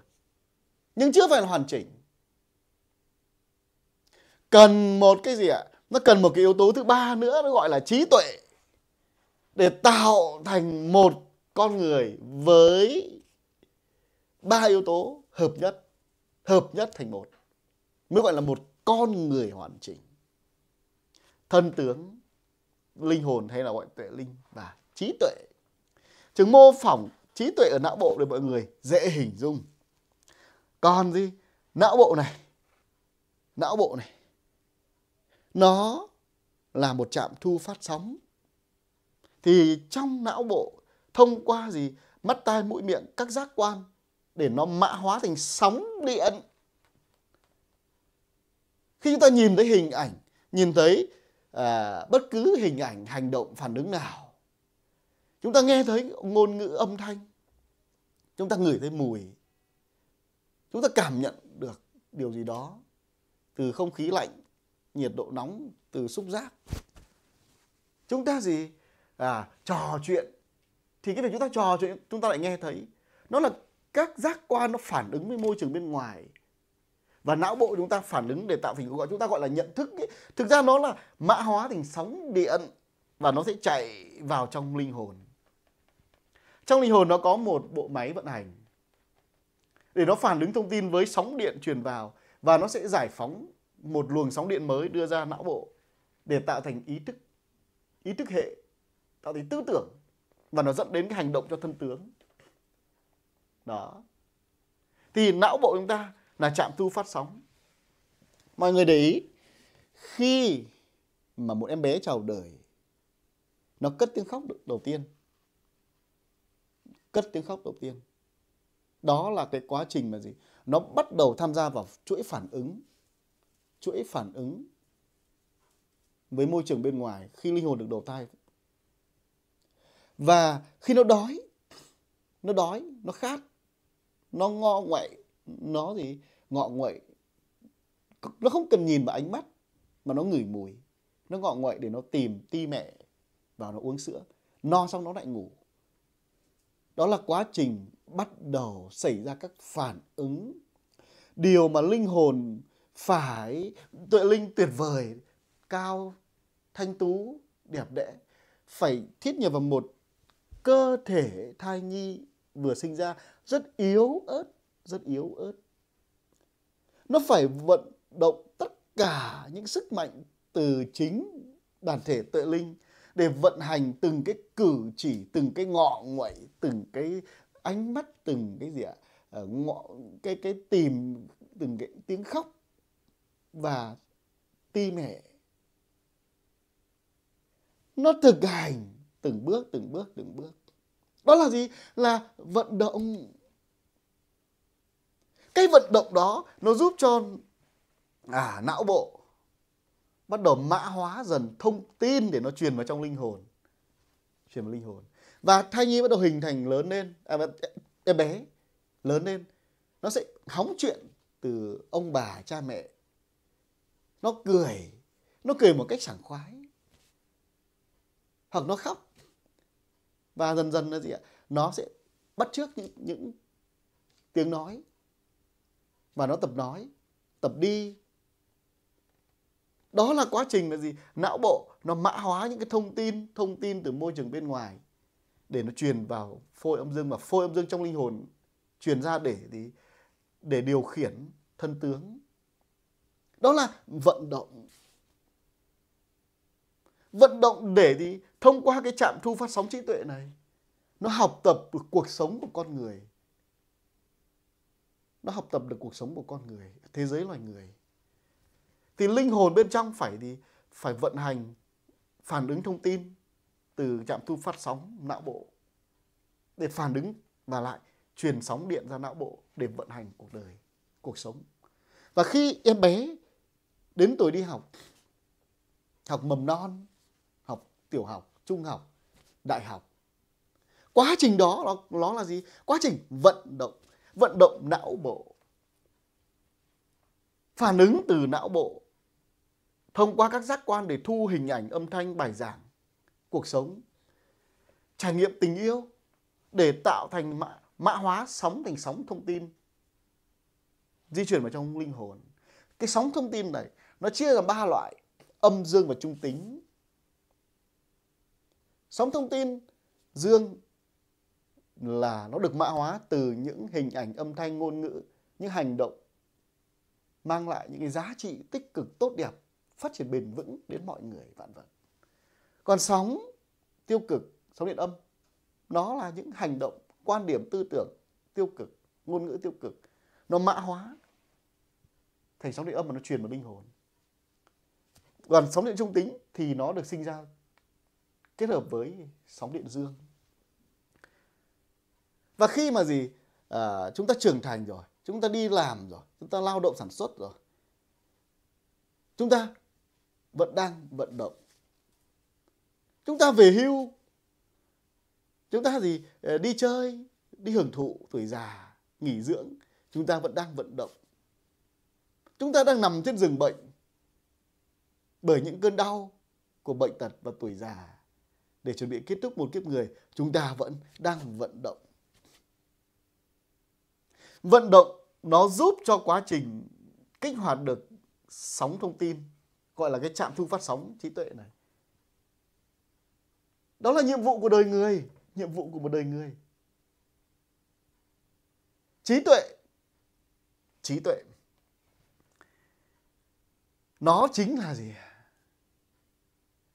Là các giá trị thông tin được xử lý sau khi xảy ra các phản ứng thông tin giữa môi trường bên ngoài và môi trường bên trong thông qua trạm thu phát sóng trí tuệ này. Và trong một đời người chúng ta, mỗi khoảnh khắc trong cuộc đời, mỗi giây phút, ngày tháng, não bộ của chúng ta luôn phản ứng với thông tin để nó trau dồi trí tuệ. Từ môi trường bên ngoài, thông qua các giác quan để nó mã hóa thành sóng điện, truyền vào trong phôi âm dương của linh hồn. Và từ trong phôi âm dương của linh hồn, các tập giá trị thông tin gốc trong đó, cũ trong đó, đã có trong đó, nó sẽ phản ứng với những cái thông tin vừa được truyền vào để nó quy ước chức năng nhiệm vụ và nó tạo ra một cái phản ứng mới, truyền tín hiệu ra não bộ. Để từ não bộ, chúng ta gọi là gì? Chúng ta có nhận thức, có hệ tư tưởng, có ý thức. Như vậy là gì? Tư tưởng, ý thức, nhận thức có được khi nó xảy ra một cái chuỗi phản ứng thông tin giữa môi trường bên ngoài và bên trong linh hồn thông qua trạm thu phát sóng trí tuệ. Trí tuệ ở đây nó là gì? Chúng ta gọi là một trí tuệ của một kiếp người. Khi mà chúng ta đọc được những bài thơ văn, đọc được những cái văn bản, hiểu biết thông tin, hiểu biết tri thức của các tôn giáo, quan điểm triết học, vân vân, thì chúng ta tiếp nhận vào thông qua trạm thu phát sóng trí tuệ này. Nó sẽ gì ạ? Nó giúp chúng ta có được cái khả năng ghi nhớ một phần. Và điều đó nó khiến chúng ta lầm tưởng não chúng ta là trí tuệ, nơi trí tuệ. Và khi mà cái thông tin đó nó được truyền vào linh hồn, thì linh hồn nó sẽ, trong phôi âm dương nó sẽ phản ứng để nó đưa ra một cái sóng điện mới. Có thể nó phủ nhận những thông tin mà nó được tiếp nhận, hoặc nó chấp nhận. Thì cái quá trình đó là gì? Nó làm cho chúng ta thấy rằng chúng ta có ý thức, chúng ta có nhận thức, chúng ta có trí tuệ. Vì chúng ta đọc, vì chúng ta nhìn, vì chúng ta nghe, vì chúng ta ngồi chúng ta tư duy. Mà chúng ta chưa hiểu là gì? Nó là một quá trình phản ứng mà trung tâm trí tuệ là ở trong linh hồn chứ không phải ở não bộ. Não bộ chỉ là một trạm thu phát, và trong một kiếp người, bởi những thông tin được truyền vào từ môi trường bên ngoài, nó mã hóa để thành sóng đi vào linh hồn, và sóng được giải mã từ linh hồn đi ra não bộ. Từ não bộ nó lại giải mã để điều khiển thân tướng. Thì chúng ta lầm tưởng đây là gì? Là trí tuệ của một kiếp người. Không phải. Chỉ là trạm thu phát sóng trí tuệ. Điều đó lý giải. Rất nhiều người tài giỏi, họ không học, họ không đọc các kinh điển, kinh sách nào, sách vở nào, nghiên cứu nào với ai, mà từ trong họ hình thành các ý tưởng bởi sự tư duy mà họ tạo ra được những cái giá trị công trình kỳ diệu. Đó là trí tuệ mà trong linh hồn họ tích lũy được bởi hệ thống hạt do họ sản sinh ra trong các kiếp quá khứ. Đó là điều mọi người có thể hiểu được thông qua khi hiểu được gì ạ? Trí tuệ của con người. Trí tuệ của con người, gốc của nó ở trong linh hồn. Còn một kiếp người là chúng ta trau dồi một lượng thông tin nhất định, đưa vào não bộ để não bộ mã hóa thành sóng di chuyển vào linh hồn. Và trong linh hồn nó sẽ phản ứng ở tại phôi âm dương, và nó đưa ra một tư tưởng, một cái gì ạ? Nó đưa ra một cái quy ước Và nó tạo thành tư tưởng khi nó truyền ra đến não bộ. Và chúng ta sẽ dựa trên cái tư tưởng đó chúng ta hành động. Đó là gì? Thân, linh hồn, tuệ linh, hay gọi là khi đầu thai vào con người gọi là tâm, trí tuệ. Khi gọi là tâm trí thì nó là sự kết hợp của cả trạm thu phát sóng và linh hồn. Tâm trí. Tâm là linh hồn. Tuệ linh khi an trụ vào con người chúng ta gọi là tâm. Còn thân tướng ta nhìn thấy nó là hình hài là thân tướng. Và trí tuệ là những cái mà mỗi người chúng ta có khả năng phản ứng với môi trường bên ngoài. Ví dụ khi chúng ta bị ai đó chửi bậy, bị ai đó nói xấu, thì chúng ta sẽ nhận thức, hay ai đó sẽ nhận thức được chúng ta có trí tuệ hay không. Dựa vào khả năng phản ứng của chúng ta chửi lại với họ, chúng ta cãi nhau với họ, hay chúng ta đưa ra một cái giải pháp nào đó, hay chúng ta đánh nhau với họ, thì người khác người ta sẽ nhìn nhận thấy trí tuệ ở mức độ nào, sự kiên nhẫn, sự nhìn nhận, sự chịu đựng nhẫn nhịn, hay là sự nóng vội, hay là sự nóng nảy, sự hung hăng, sự độc ác, là người khác nhìn nhận thấy được, và chúng ta sẽ thấy được điều đó. Đó thì tam hợp nhân để giúp chúng ta hiểu được con người, một con người hoàn chỉnh. Và từ khi là gì ạ? Thân tướng con người chúng ta được hình thành, từ khi con người chúng ta được hình thành là tinh huyết trong bụng người mẹ, cho đến khi sinh ra và kết thúc một kiếp người, thì nó phải luôn luôn có 3 điều kiện để duy trì sự sống. Trong bụng người mẹ thì phải có gì ạ? Dinh dưỡng từ người mẹ truyền sang, thân nhiệt của người mẹ truyền sang, và linh hồn phân tách hạt năng lượng để nuôi dưỡng tế bào. Như vậy 3 yếu tố. Còn khi thai nhi chào đời, em bé hình thành, cho đến khi kết thúc một kiếp người, thì cũng phải có 3 yếu tố. Có 3 yếu tố. Thứ nhất là phải có linh hồn ở bên trong. Phải có một cấu trúc linh hồn bên trong một thân tướng, thì người đó mới tồn tại, mới sống. Còn nếu không có linh hồn nào bên trong thân tướng, người đó chết, không tồn tại sự sống, không còn hơi thở, không còn nhịp đập của trái tim. Cơ thể sẽ gì ạ? Sẽ lạnh. Cơ thể chúng ta ấm được do đâu ạ? Mọi người nghĩ là gì? Cơ thể chúng ta ấm được là gì ạ? Do máu bơm, nó vận hành, nó vận động mà ấm được ạ.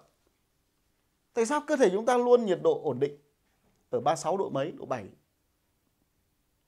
Vì đâu ạ? Vì chúng ta mặc ấm, hay là do máu nó tuần hoàn? Không có chuyện đó. Nó là do một cái cấu trúc linh hồn nó tồn tại bên trong. Và cấu trúc linh hồn nó tồn tại để nó giúp cho thân nhiệt chúng ta duy trì được nhiệt ấm. Hay ai đó mà chân tay cơ thể lạnh buốt ấy, nó đều do linh hồn bên trong chi phối. Bởi vì linh hồn bên trong nó có cấu trúc, nó có tuần hoàn sóng điện, nó tạo ra nhiệt, và nó truyền ra tế bào cơ thể chúng ta, và chúng ta có thân nhiệt. Máu, các chức năng, tim đập, mọi sự tồn tại trong cơ thể chúng ta phụ thuộc vào linh hồn. Chỉ cần linh hồn nó ra khỏi, chết, chúng ta chết. Cơ thể chúng ta lạnh ngắt luôn, chết, phân hủy ngay. Do đó là yếu tố đầu tiên để một con người tồn tại phải có linh hồn, phải có linh hồn bên trong. Yếu tố thứ hai là gì ạ? Phải có dinh dưỡng, nước, thức ăn, nước uống. Đó là dinh dưỡng. Dinh dưỡng để nuôi sống các tế bào giản đơn. Thứ ba là vận động. Vận động bao gồm vận động cơ học, đi lại, tập thể dục, vận động, lao động sản xuất. Và trí tuệ là học hành, vận động bằng gì ạ? Phản ứng thông tin. Như vậy để có một con người hoàn chỉnh tồn tại và phát triển thì phải đảm bảo 3 yếu tố. Linh hồn tồn tại bên trong, có dinh dưỡng. Mọi người thử không ăn uống một thời gian chắc chắn chết. Không có linh hồn chắc chắn chết. Không có sự vận động, đó là gì? Vận động cơ học của cơ thể và vận động về trí tuệ. Tuy không chết nhưng sống cũng như chết. Không có nhận thức, không có trí tuệ. Đó. Thì đó là gì? Tam hợp nhân. Tam hợp nhân. Đó là cái nội dung đầu tiên mà Trường phân tích rất kỹ luôn hôm nay trong cái buổi thứ hai này. Tam hợp nhân. Để mọi người hiểu được gì ạ? Bên trong cơ thể con người mình nó như thế nào. Nó không có 3 hồn 7 vía ở người nam, hay là 3 hồn 9 vía ở người nữ. Nó không có cái trường hợp đó. Đó, nó không bao giờ có cái chuyện đó. Mà là gì? Mà chỉ có một linh hồn bên trong. Và chúng ta sẽ hiểu được cái luật gì? Luật luân hồi, luật nhân quả. Để chúng ta gì ạ? Cư xử trong cuộc sống, có những hành động không giết hại thai nhi, không phá hại thai nhi, không thì gây những cái tổn thương đến với mọi người. Đặc biệt là quá trình mà các chị em phụ nữ mang bầu. Đó là cái về cái giá trị mà trước khi chúng ta hiểu được về tam hợp nhân. Và bây giờ đi vào cái nội dung là tam hợp tuệ linh, hay gọi là tam hợp linh hồn cũng được.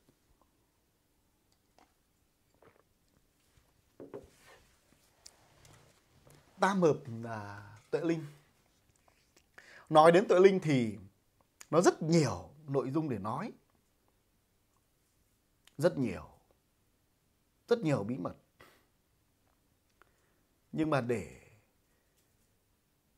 cho tất cả mọi người hiểu, dễ dàng hiểu, biết, từng bước đi vào tri thức một cách nhẹ nhàng, không quá khó, thì cái việc chúng ta hiểu được về cấu trúc của linh hồn, hay gọi là tam hợp tuệ linh, đây là một hình hài linh hồn.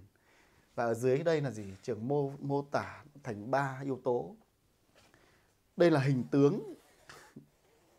tướng của tuệ linh, hình hài. Đây là một cái cấu trúc của hệ thống hạt. Và hệ thống của sợi trí tuệ, gọi là mã sóng trí tuệ. Mọi người thấy đây là một cái cấu trúc linh hồn. Một cấu trúc linh hồn.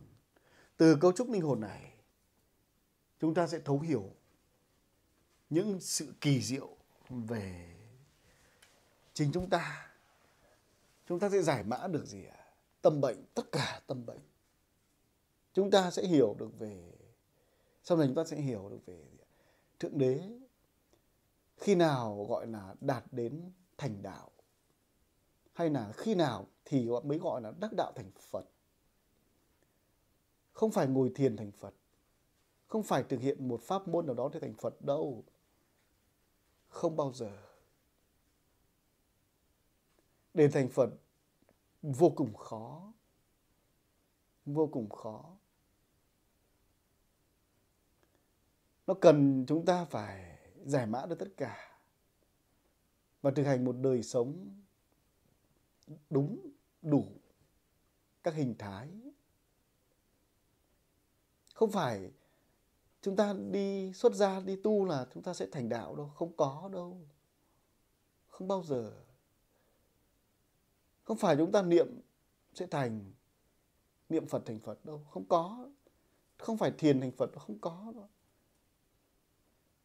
Không phải chúng ta thực hiện một pháp môn nào đó là chúng ta sẽ thành đạo đâu. Không bao giờ. Vì sao lại không bao giờ? Bởi vì khi chúng ta hiểu được cấu trúc của tuệ linh, linh hồn rồi, chúng ta hiểu được quá trình hình thành, quá trình trưởng thành, nó trong cơ chế nào, thì chúng ta sẽ biết được là phương pháp tu tập của ai đó, của tôn giáo nào đó, hình thức nào đó, nó sẽ không mang đến được thành tựu. Và chúng ta sẽ thấy được cứ tưởng là sống trong đời sống, lập gia đình, có vợ có con, thế mà lại thành đạo, thế mà thành Phật. Mọi người sẽ thấy ngạc nhiên. Có khi có những bạn mới nghe sẽ thấy bảo hoang đường, hoang tưởng. Nó là sự thật. Đừng tưởng đi tu là tu. Đừng tưởng sống ở thế giới loài người có vợ có chồng lập gia đình mà lại không phải tu, đấy mới là tu đấy. Cái này nó liên quan rất nhiều những giá trị thông tin. Thế nên là mọi người có thắc mắc, có tò mò cũng phải kiểm soát. Từng buổi học, trường sẽ phân tích thật kỹ, chia sẻ tỉ mỉ để mọi người từng bước khám phá được sự thật. Không nôn nóng, không vội vã. Hãy ung dung tự tại để đón nhận từng các bài học, từng những giá trị thông tin. Vừa nãy là về cấu trúc tam hợp nhân.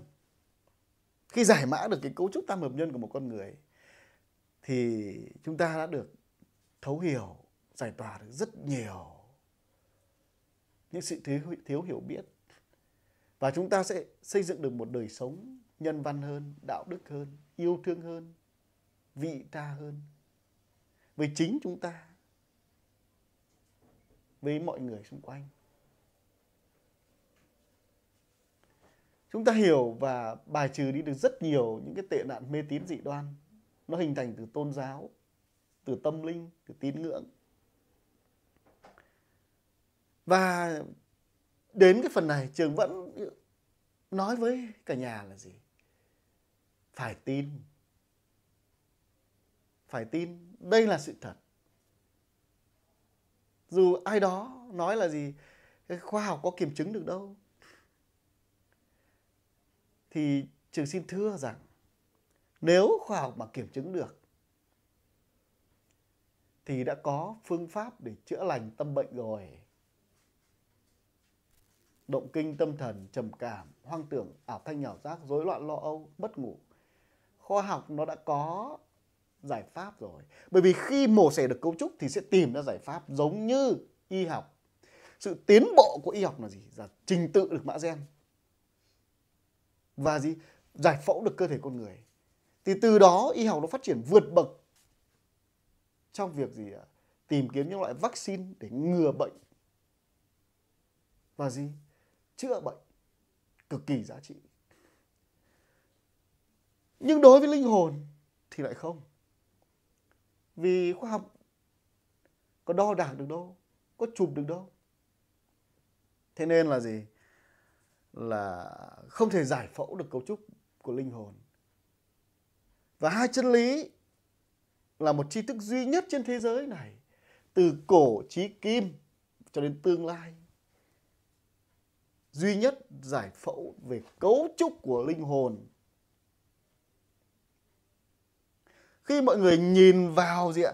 Vào một cái hạt đấy thôi, ví dụ cái cụm hạt đấy thôi. Mọi người đừng nghĩ nó là hạt, mặc dù nó là hạt đấy. Nhưng đừng nghĩ nó đơn thuần là hạt. Thực sự nó là hạt. Nó là hạt. Hạt năng lượng tổng hợp. Nhưng nó không đơn thuần là hạt. Mà nó là cả các tập giá trị thông tin bên trong. Vô cùng đồ sộ. Thì tri thức hai chân lý mổ xẻ hết điều đó. Mổ xẻ hết điều đó. Triệt để điều đó.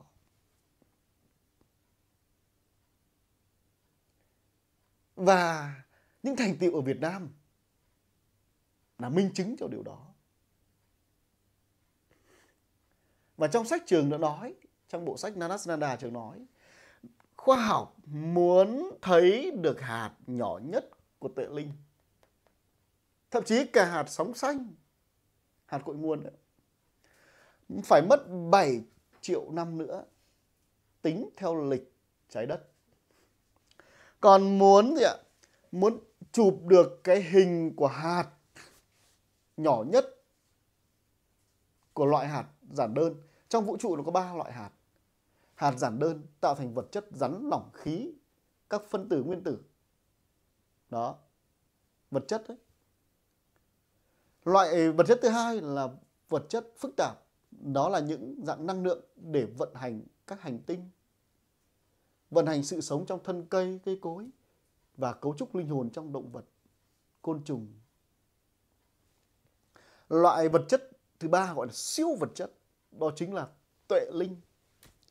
Mọi người đang có một siêu vật chất trong mình đấy ạ. Đang có một cấu trúc siêu vật chất trong mình đó, tuệ linh, linh hồn. Thì để thấy được hạt nhỏ nhất của nhóm vật chất giản đơn thì cái máy đo gia tốc ở trên thế giới này, không biết ở Pháp, nó nằm ở Pháp nước nào, nó phải cải tiến 2 lần nữa, 2 lần đại cải tiến nữa thì mới đạt đến được thấy được hạt nhỏ nhất của vật chất giản đơn. Mà tri thức hay chân lý thì lại phân tích triệt để về cái điều đó rồi, về cả giá trị thông tin bên trong hạt nhỏ nhất đó. Và còn về gì ạ? Của tuệ linh ấy, muốn thấy được bằng công nghệ khoa học thì cần 7 triệu năm nữa. Đó là tương lai. Thôi thì mọi người hãy chờ cho những hành trình luân hồi tiếp theo để chứng ngộ điều đó. Còn đây là gì? Là mọi người có thể gọi là ứng trước niềm tin. Hay là đối với trường đến buổi này thì phải tin ạ, rằng cấu trúc linh hồn nó gồm có 3 yếu tố, hay còn gọi là trường mổ xẻ nó thành 3 yếu tố để mọi người thấy rõ được về cấu trúc linh hồn. Khi mổ xẻ về cấu trúc linh hồn thì mọi người sẽ thấy là gì ạ? Hình hài, một cái hình hài sao nó giống con người chúng ta vậy. Xin thưa là gì? Con người chúng ta được tạo ra bởi nguyên tắc là hình hài của tuệ linh. Chứ không phải tuệ linh bắt chước hình hài con người. Mà là gì? Hình hài như thế này. Đó là cả một cái quá trình mà từ vị tuệ linh đầu tiên hay gọi là thượng đế cùng với các tuệ linh khác. Bởi vì họ là cấu trúc siêu năng lượng. Họ sẽ gì? Sẽ thay đổi cái hình hài của họ được để tìm ra một cái cao nhã nhất, thanh tú nhất, kỳ diệu nhất, tuyệt đẹp nhất để tạo thành một hình hài như vậy. Thì chúng ta sẽ thấy ở một cái góc độ là gì? Khi các vị học thiền định, các vị sẽ thấy những hình hài giống các thiên thần, linh hồn, ma quỷ, Thiên Chúa, Phật. Hình hài đẹp lắm. Nhưng có tôn giáo nào mổ xẻ về cấu trúc của họ không? Của linh hồn không ạ? Không có. Thì đây đó là hình tướng của tuệ linh. Hình tướng của tuệ linh. Yếu tố thứ hai đây chúng ta nhìn thấy là gì ạ? Là các hạt dương, hạt âm tại từng điểm. Và ở bên trong cùng đó là một phôi âm dương trưởng thành gồm thái cực dương màu vàng. Đây là trường lấy một ví dụ màu vàng. Đó, còn sau mọi người sẽ thấy nó có nhiều những cái trạng thái năng lượng khác nhau. Một thái cực âm thì cái thái cực dương màu vàng này hay thái cực âm màu xám, trắng xám này, đó là nơi nó chứa đựng các hạt nhỏ nhất, các hạt dương ở thái cực dương, các hạt âm ở thái cực âm. Và khi nó đủ lượng hạt rồi, nó sẽ kết hợp thành các hạt tổng hợp và nó di chuyển ra phía ngoài để nó tạo thành các cấu trúc hạt mà tỷ lệ cân bằng là một dương, một âm tại một điểm. Bên trong cái phôi trưởng thành này, nó là cái phôi nhỏ, gọi là phôi gốc. Trong phôi gốc này nó lưu giữ toàn bộ các sợi trí tuệ, toàn bộ các sợi hạt dương ở hạt dương gốc, toàn bộ các sợi hạt âm gốc. Và từ đây nó sẽ xảy ra cái cơ chế sao chép hạt khi nó có nhiệt. Mọi người cứ hiểu như thế đã. Bởi vì những cái kiến thức về hạt nó rất là khó, rất là nhiều. Thế nên trường sẽ chia sẻ dần. Và mọi người lưu ý những người tâm bệnh, những người bệnh khi mà học về các nói về hạt, cứ nói về hạt thôi, mọi người sẽ xung đột rất mạnh. Bởi vì nó là một cái dòng tri thức khó cho chính các tuệ linh, các linh hồn chứ không riêng thì con người. Thì khi mà mổ xẻ một cái cấu trúc cho nó đẹp như thế này, để mọi người thấy được cái sự phân tích đầy đủ rõ ràng nhất. Còn khi chúng ta nhìn vào một gì ạ? Vào một phần của trong tuệ linh thì chúng ta thấy nó giống như một miếng thịt thôi. Kinh nó cũng giống như chúng ta thì mổ xẻ cái chuỗi ADN trong tế bào chúng ta thì chúng ta sẽ thấy hình hài được mô tả rất đẹp. Nhưng mà chúng ta nhìn một miếng thịt thì mọi người biết nó gì? Nó chỉ là cục thịt thôi. Đây gọi là sự giải phẫu. Và mô tả một cách gì ạ? Đầy đủ. Một cách không bị nén bởi các cấu trúc tế bào nó nén lại trong cơ thể người. Và trong linh hồn nó không bị nén lại. Để mọi người nhìn thấy cái chi tiết cụ thể. Thì những cái hạt tổng hợp dương, âm, chúng ta nhìn ở đây nó tượng trưng cho gì ạ? Trạng thái năng lượng. Trạng thái năng lượng. Thông qua cái cấu trúc hạt âm dương tổng hợp. Thì một tuệ linh như thế này, hình tướng như thế này, thì sẽ có một phôi âm dương gốc, phôi âm dương trưởng thành bên trong tuệ linh. Và bên ngoài cái phôi trưởng thành đó là các tổ hợp hạt âm dương. Một tuệ linh trưởng thành khác với một tuệ linh em bé. Một tuệ linh em bé khác với một tuệ linh mới được sinh ra. Đó, nó khác nhau. Nó khác nhau phụ thuộc vào gì ạ? Số lượng các hạt tổng hợp được cấu tạo bên ngoài cái phôi trưởng thành. Một bậc giác ngộ thì cái cấu trúc phôi âm dương gốc và cấu trúc hạt tổng hợp bên ngoài nó là điều kỳ diệu nhất. Bởi số lượng và chất lượng của hạt. Số lượng là gì? Là các cặp hạt âm dương tổng hợp được sắp xếp theo tỷ lệ cân bằng. Nó chứa đựng đầy đủ tất cả những nhóm sóng điện, những nhóm nội dung thông tin. Sau nhiều kiếp tu hành, trải nghiệm, học tập của tuệ linh đó ở thế giới loài người. Chất lượng là gì? Là các giá trị thông tin ở trong toàn bộ hệ thống các hạt tổng hợp trong phôi âm dương. Đó là gì ạ? Đó là các giá trị thông tin chân thật mang tính phát triển bền vững và không còn độc tố, không còn các giá trị tiêu cực tồn tại trong hệ thống hạt. Thì đó mới là một bậc giác ngộ. Và bậc giác ngộ đó phải gì ạ? Phải hoàn thành đầy đủ lượng và chất. Phải đủ lượng và chất. Số lượng hạt, số lượng giá trị thông tin. Sau nhiều kiếp tu hành ở nhân gian. Thì từ đó chúng ta sẽ thấy là gì ạ? Con đường kỳ diệu nhất, nhanh nhất để đạt đến thành một bậc giác ngộ là phải dựa trên nguyên lý của cấu trúc hạt để trở thành. Còn khi chúng ta không dựa trên nguyên lý thì chúng ta mà gì ạ? Một đời người chúng ta lệch lạc trên con đường tu hành. Chúng ta bỏ gia đình để đi tìm nơi ẩn tu nào đó. Thì chúng ta sẽ thấy là gì ạ? Sau những cái trải nghiệm như vậy, linh hồn của chúng ta trở thành những cái linh hồn thiếu khuyết các nhóm hạt chức năng trong cấu trúc linh hồn. Thiếu khuyết các nhóm hạt chức năng. Và đó là những cái mầm mống của mất sự tuần hoàn sóng điện trong linh hồn để tạo thành gì ạ? Và mầm mống là gì? Tâm bệnh. Do đó, mọi người, những ai mà đã từng và đang đọc tri thức sẽ hiểu gì? Tri thức hai chân lý cho thấy là gì? Con đường để đắc được đạo, con đường để chữa lành được tất cả bệnh thân tâm và trí tuệ, để đắc được đạo giác ngộ, phải đầu đội trời chân đạp đất, gánh vác trên vai 4 hình thái của đạo. Đạo lễ là đạo gia đình đấy. Phải lập gia đình, có vợ có con, để có các kịch bản để sản sinh hạt có giá trị thông tin như vậy.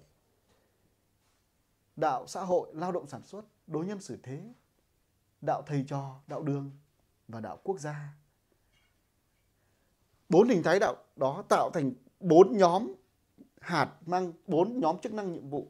Nó sẽ giúp cho tuệ linh tồn tại được bất tử, trưởng thành được kỳ diệu để duy trì sự phát triển bền vững của vạn vật vũ trụ và của chính bản thể tuệ linh đó. Do vậy đó là một cái sự tham chiếu kỳ diệu nhất để chúng ta nhìn nhận được về cuộc đời, nhìn nhận vào các quan điểm triết học từ cổ chí kim. Thì đó là cấu trúc mổ xẻ về hạt. Yên tâm là gì? Nếu người học thiền, bất cứ tôn giáo nào, bất cứ ai đó mà không được tiếp cận tri thức hai chân lý để hiểu về tri thức hạt, không bao giờ thấy được hạt, không bao giờ thiền mà thấy được hạt, thấy được cấu trúc của linh hồn. Không bao giờ. Tuyệt đối không bao giờ. Chỉ khi được tiếp nhận thông tin từ tri thức thì mới thấy được. Còn không bao giờ.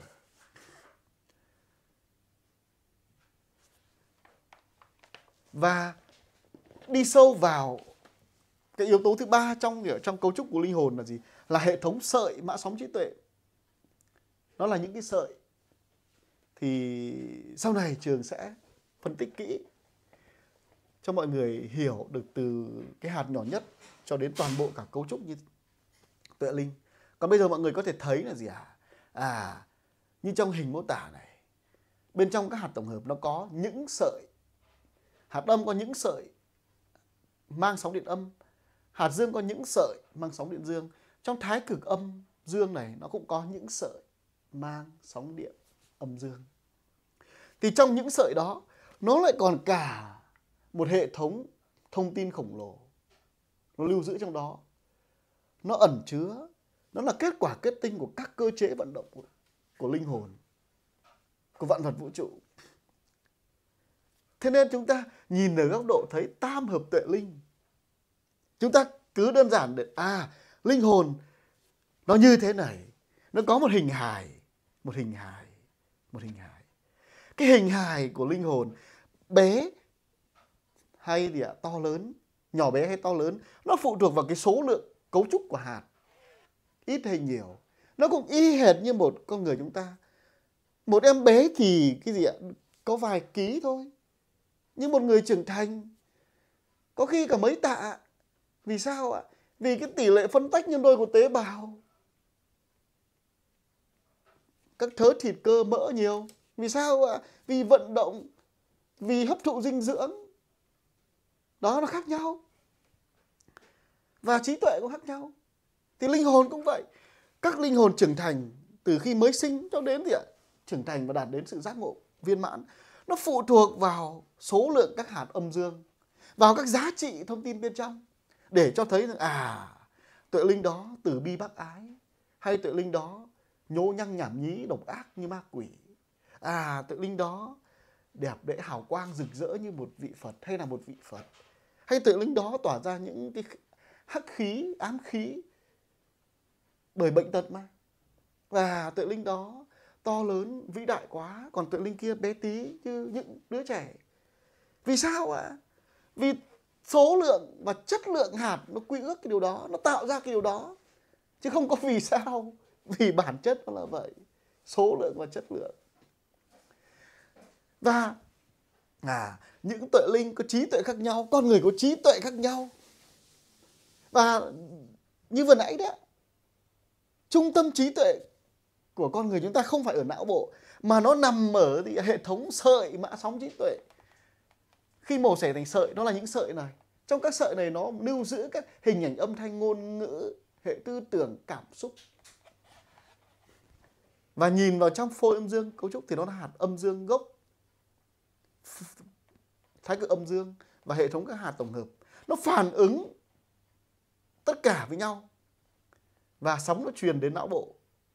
Cũng như là từ não bộ truyền vào trong phôi này để nó phản ứng. Trí tuệ của một con người nó nằm ở phôi âm dương gốc. Khi bỏ đi trạng thái của năng lượng là màu của năng lượng, chúng ta sẽ thấy sợi trí tuệ. Và sau này khi mà có cái bài mà phân tích về tâm pháp, về chân lý vạn vật, chân lý giác ngộ gắn liền với hạt nhỏ nhất, thì mọi người sẽ thấy rõ được các giá trị thông tin trong sợi nó là cái gì.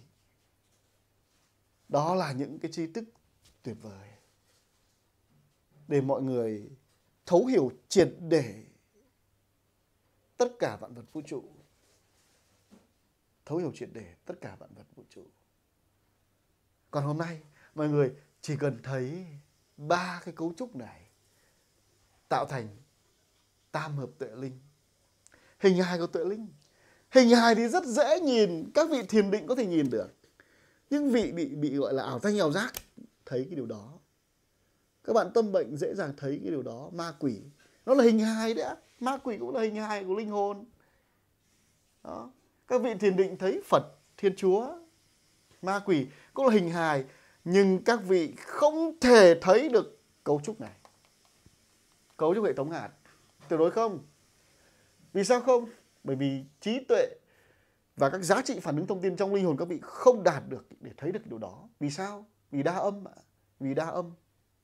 Nên tu thiền sẽ thấy được. Vì đa âm nên ảo thanh ảo giác. Vì đa âm nên không cần tu cái gì mà vẫn thấy được. Bởi vì tất cả nó đã mã hóa vào trong hạt rồi. Mã hóa trong hạt bởi các kiếp quá khứ sống và thực hành sản sinh các hạt. Đó, sống và thực hành sản sinh các hạt. Nó đã mã hóa thành.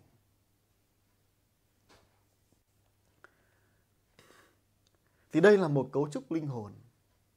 Sau khi chúng ta hiểu được về cấu trúc tam hợp nhân, thì đây gọi là tam hợp tuệ linh. Còn cái quá trình hình thành tuệ linh như thế nào thì có lẽ trường phải dành một buổi khác.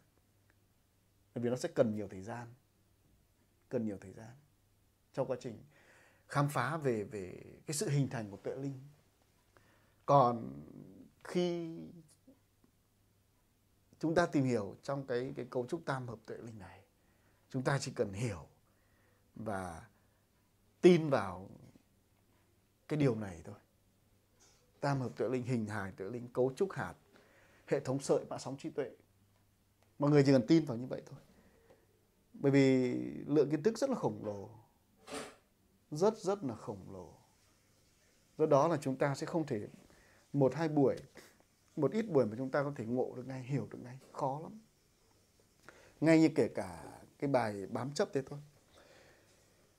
Trong sách rất nhiều những tri thức mà trường viết nói về điều đó. Trong các bài giảng khác cũng nói về điều đó. Và đặc biệt buổi trước cũng vậy. Bài tâm pháp. Ở một liều thuốc đắng. Nhưng mọi người để giác ngộ được cái điều đó. Giác ngộ được cái điều bám chấp. Tin rằng mình đang bám chấp. Nó lại cả một vấn đề. Cả một vấn đề.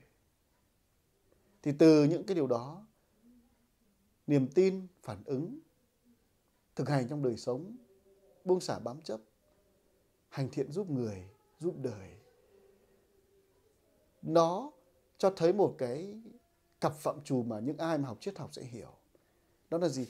Cặp phạm trù bản chất và biểu hiện. Chất và lượng.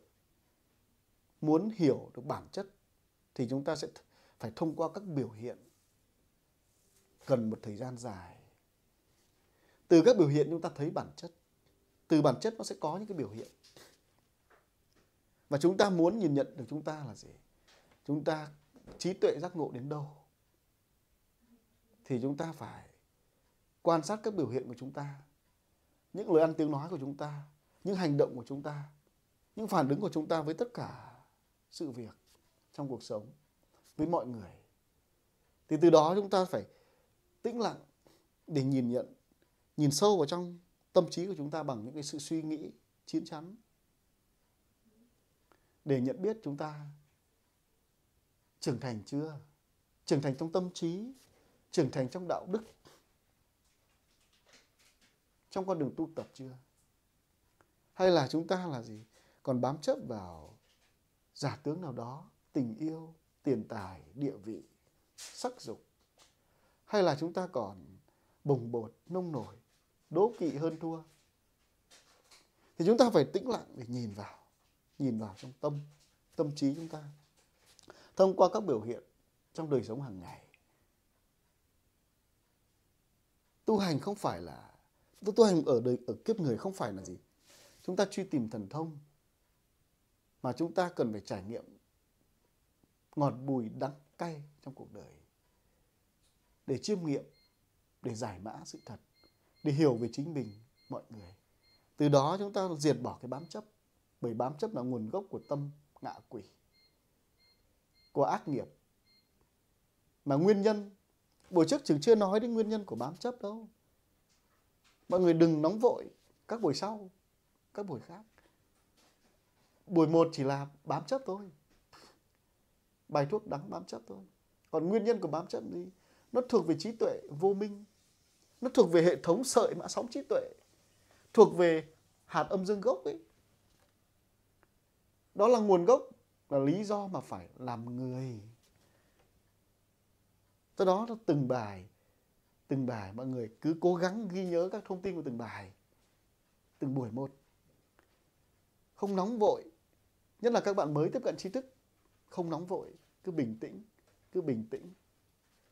Dần dần hết chương trình cái lớp này, mọi người sẽ vỡ òa trong niềm vui, trong hạnh phúc. Và cái niềm vui hạnh phúc đó chỉ được vỡ òa khi mọi người tập trung học hành. Chỉ có sự tập trung và có niềm tin thôi. Đó là về cấu trúc linh hồn. Và phần thứ ba, tiếp tục phần thứ ba cũng là phần cuối cho cái buổi hôm nay là gì ạ? Là nguồn gốc của tất cả bệnh tật. Đó, mọi người nhìn vào cấu trúc của hạt tổng hợp bên ngoài phôi trưởng thành.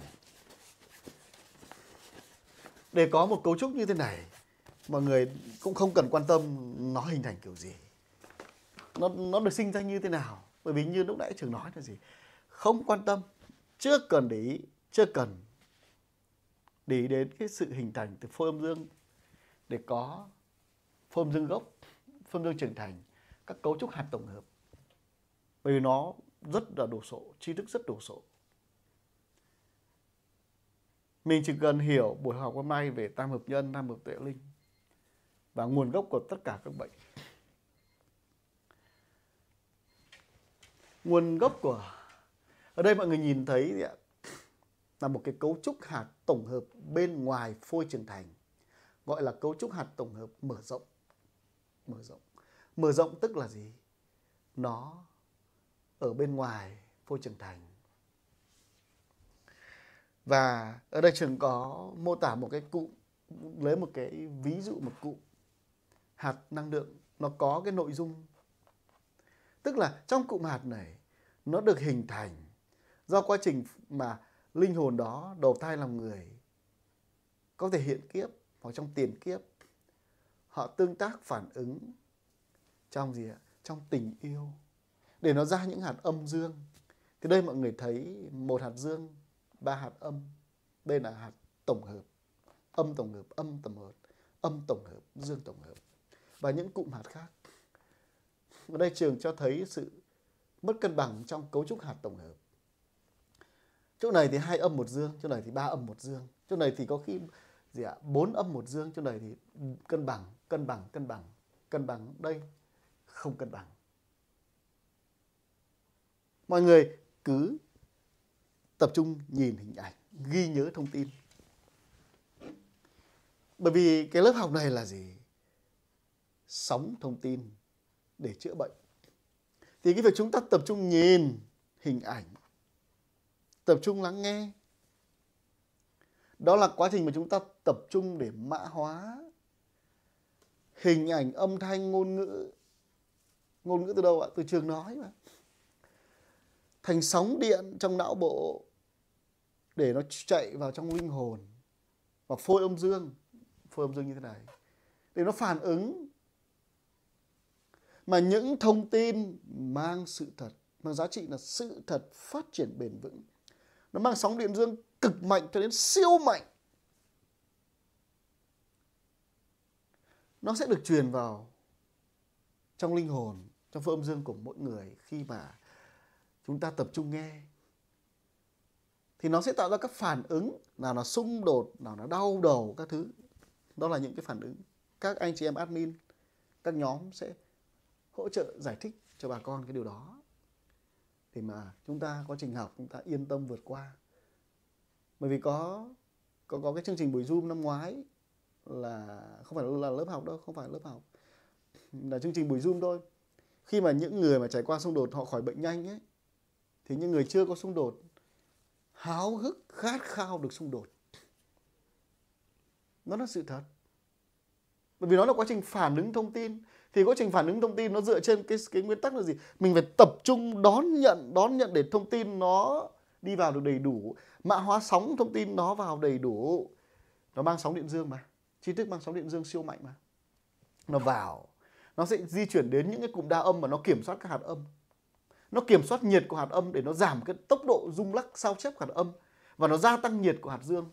Thì mọi người mới có được cảm giác hạnh phúc, cân bằng của khỏi bệnh. Thì đó là giá trị chữa bằng sóng thông tin mà. Và phương pháp mà chữa lành thân tâm trí và đạt đến sự giác ngộ theo tri thức hai chân lý, thì khi mà mã hóa được thông tin rồi, tức là nghe học rồi, thì phải thực hành để sản sinh hạt. Chỉ có thực hành làm người tốt thôi. Sản sinh hạt dương, làm người tốt. Làm người tốt thì nó cũng có nhiều kiểu làm người tốt lắm. Nhưng làm người tốt thế nào để mình tận dụng được cái tinh hoa trong cơ chế chuyển sinh, để mình sản sinh ra những hạt dương kỳ diệu nhất, mang sóng điện siêu mạnh để giúp cho linh hồn của mình đào thải hết độc tố của hạt âm ra, và sản sinh ồ ạt các hạt dương để linh hồn mình trưởng thành. Thì đó là cả một nghệ thuật, cả một sự cống hiến, sự hy sinh. Mọi người đừng nghĩ là để đắc được đạo, đắc được bậc giác ngộ, mà chúng ta không muốn giúp người, không muốn giúp đời, không muốn cống hiến, không muốn hy sinh về thời gian, về các giá trị mình có, về trí tuệ, của cải, địa vị để giúp người. Không có đâu. Không bao giờ có cái việc mà vẫn hưởng thụ mọi thứ ở thế gian này mà lại đòi muốn giác ngộ, muốn thành đạo. Tuyệt đối không có. Trước đây có một số bạn muốn là gì? Thế thầy em muốn làm kinh tế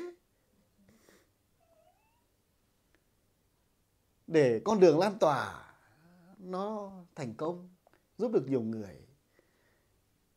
Các bạn có biết Trường nói gì không? Trường bảo khôn như các bạn ở địa ngục đầy nhiều lắm.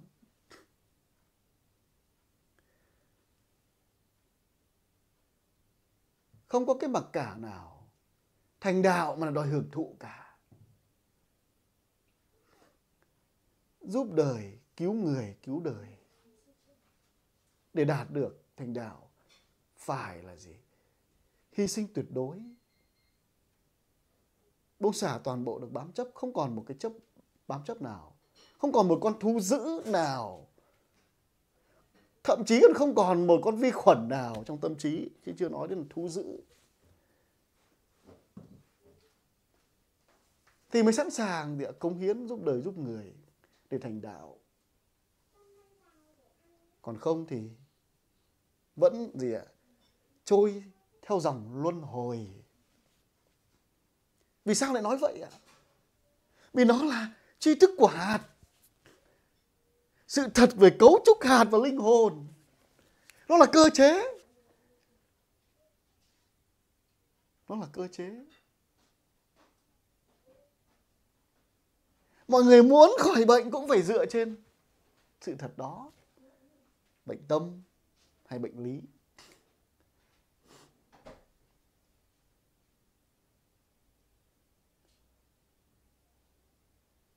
Càng làm được hay là vận hành được những cái tinh hoa của cơ chế chuyển sinh theo con đường chuyển sinh bền vững, thì chúng ta phải càng bỏ được hết bám chấp đi. Chúng ta phải càng cống hiến giúp đời giúp người. Và nó phải đạt đến cái việc hiện, mà chúng ta đi theo cái hướng tinh hoa của cơ chế. Nó phải thấm nhuần vào từng hơi thở, từng hơi thở, từng suy nghĩ, từng cái vận động, từng giây, từng phút. Nó phải như vậy. Thì chúng ta mới nhanh chóng vượt qua tất cả thân tâm bệnh và vượt qua được căn bệnh của vũ trụ, bệnh vô minh, để đạt đến được sự giác ngộ viên mãn, trở thành một bậc giác ngộ viên mãn nhất. Giác ngộ không nằm ở thiền định, giác ngộ không nằm ở niệm, cầu nguyện, không có cái đó. Giác ngộ không nằm ở việc xuất gia để tu tập, ẩn tu ở đâu. Giác ngộ nằm ở 4 hình tướng đạo. Giác ngộ nằm ở bể khổ, nằm ở trong kiếp nạn.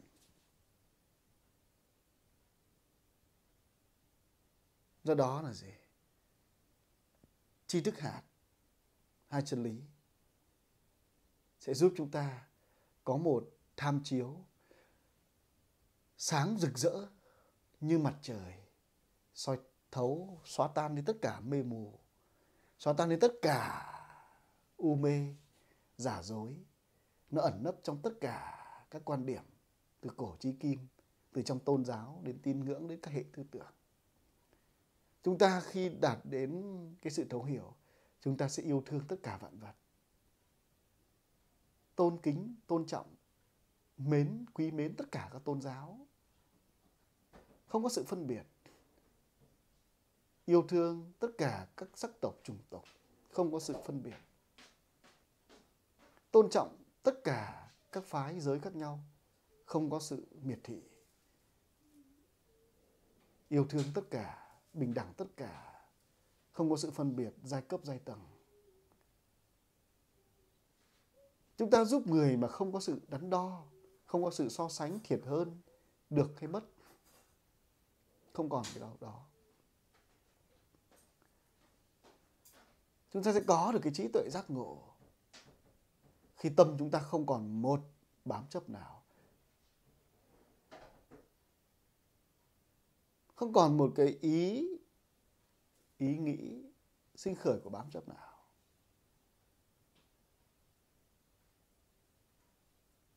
Và tri thức về hạt giúp chúng ta nhanh đạt được điều đó khi mà chúng ta có cái sự quyết tâm, tập trung học hành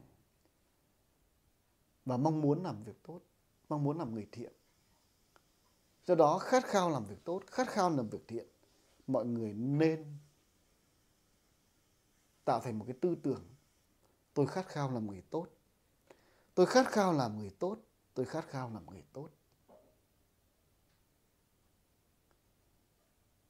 Đó là cái mà gì? Chúng ta cần khát khao. Chứ đừng khát khao giàu sang phú quý, địa vị. Đừng khát khao cái điều đó. Khát khao làm người tốt. Khát khao sống trở thành một con người được mọi người quý mến, thương yêu, tôn trọng. Từ đó mới được vạn vật trời người kính nể, tôn trọng và dành sự tôn nghiêm cho chính mình.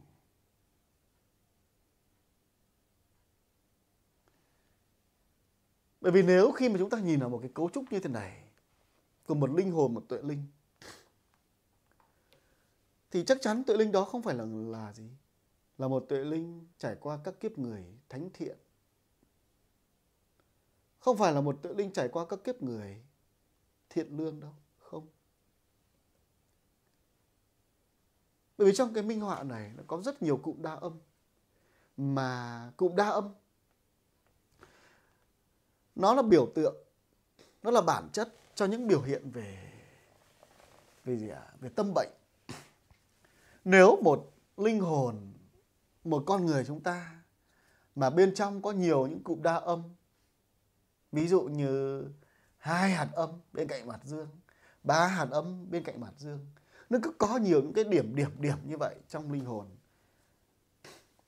thì chúng ta sinh ra ở một kiếp người này,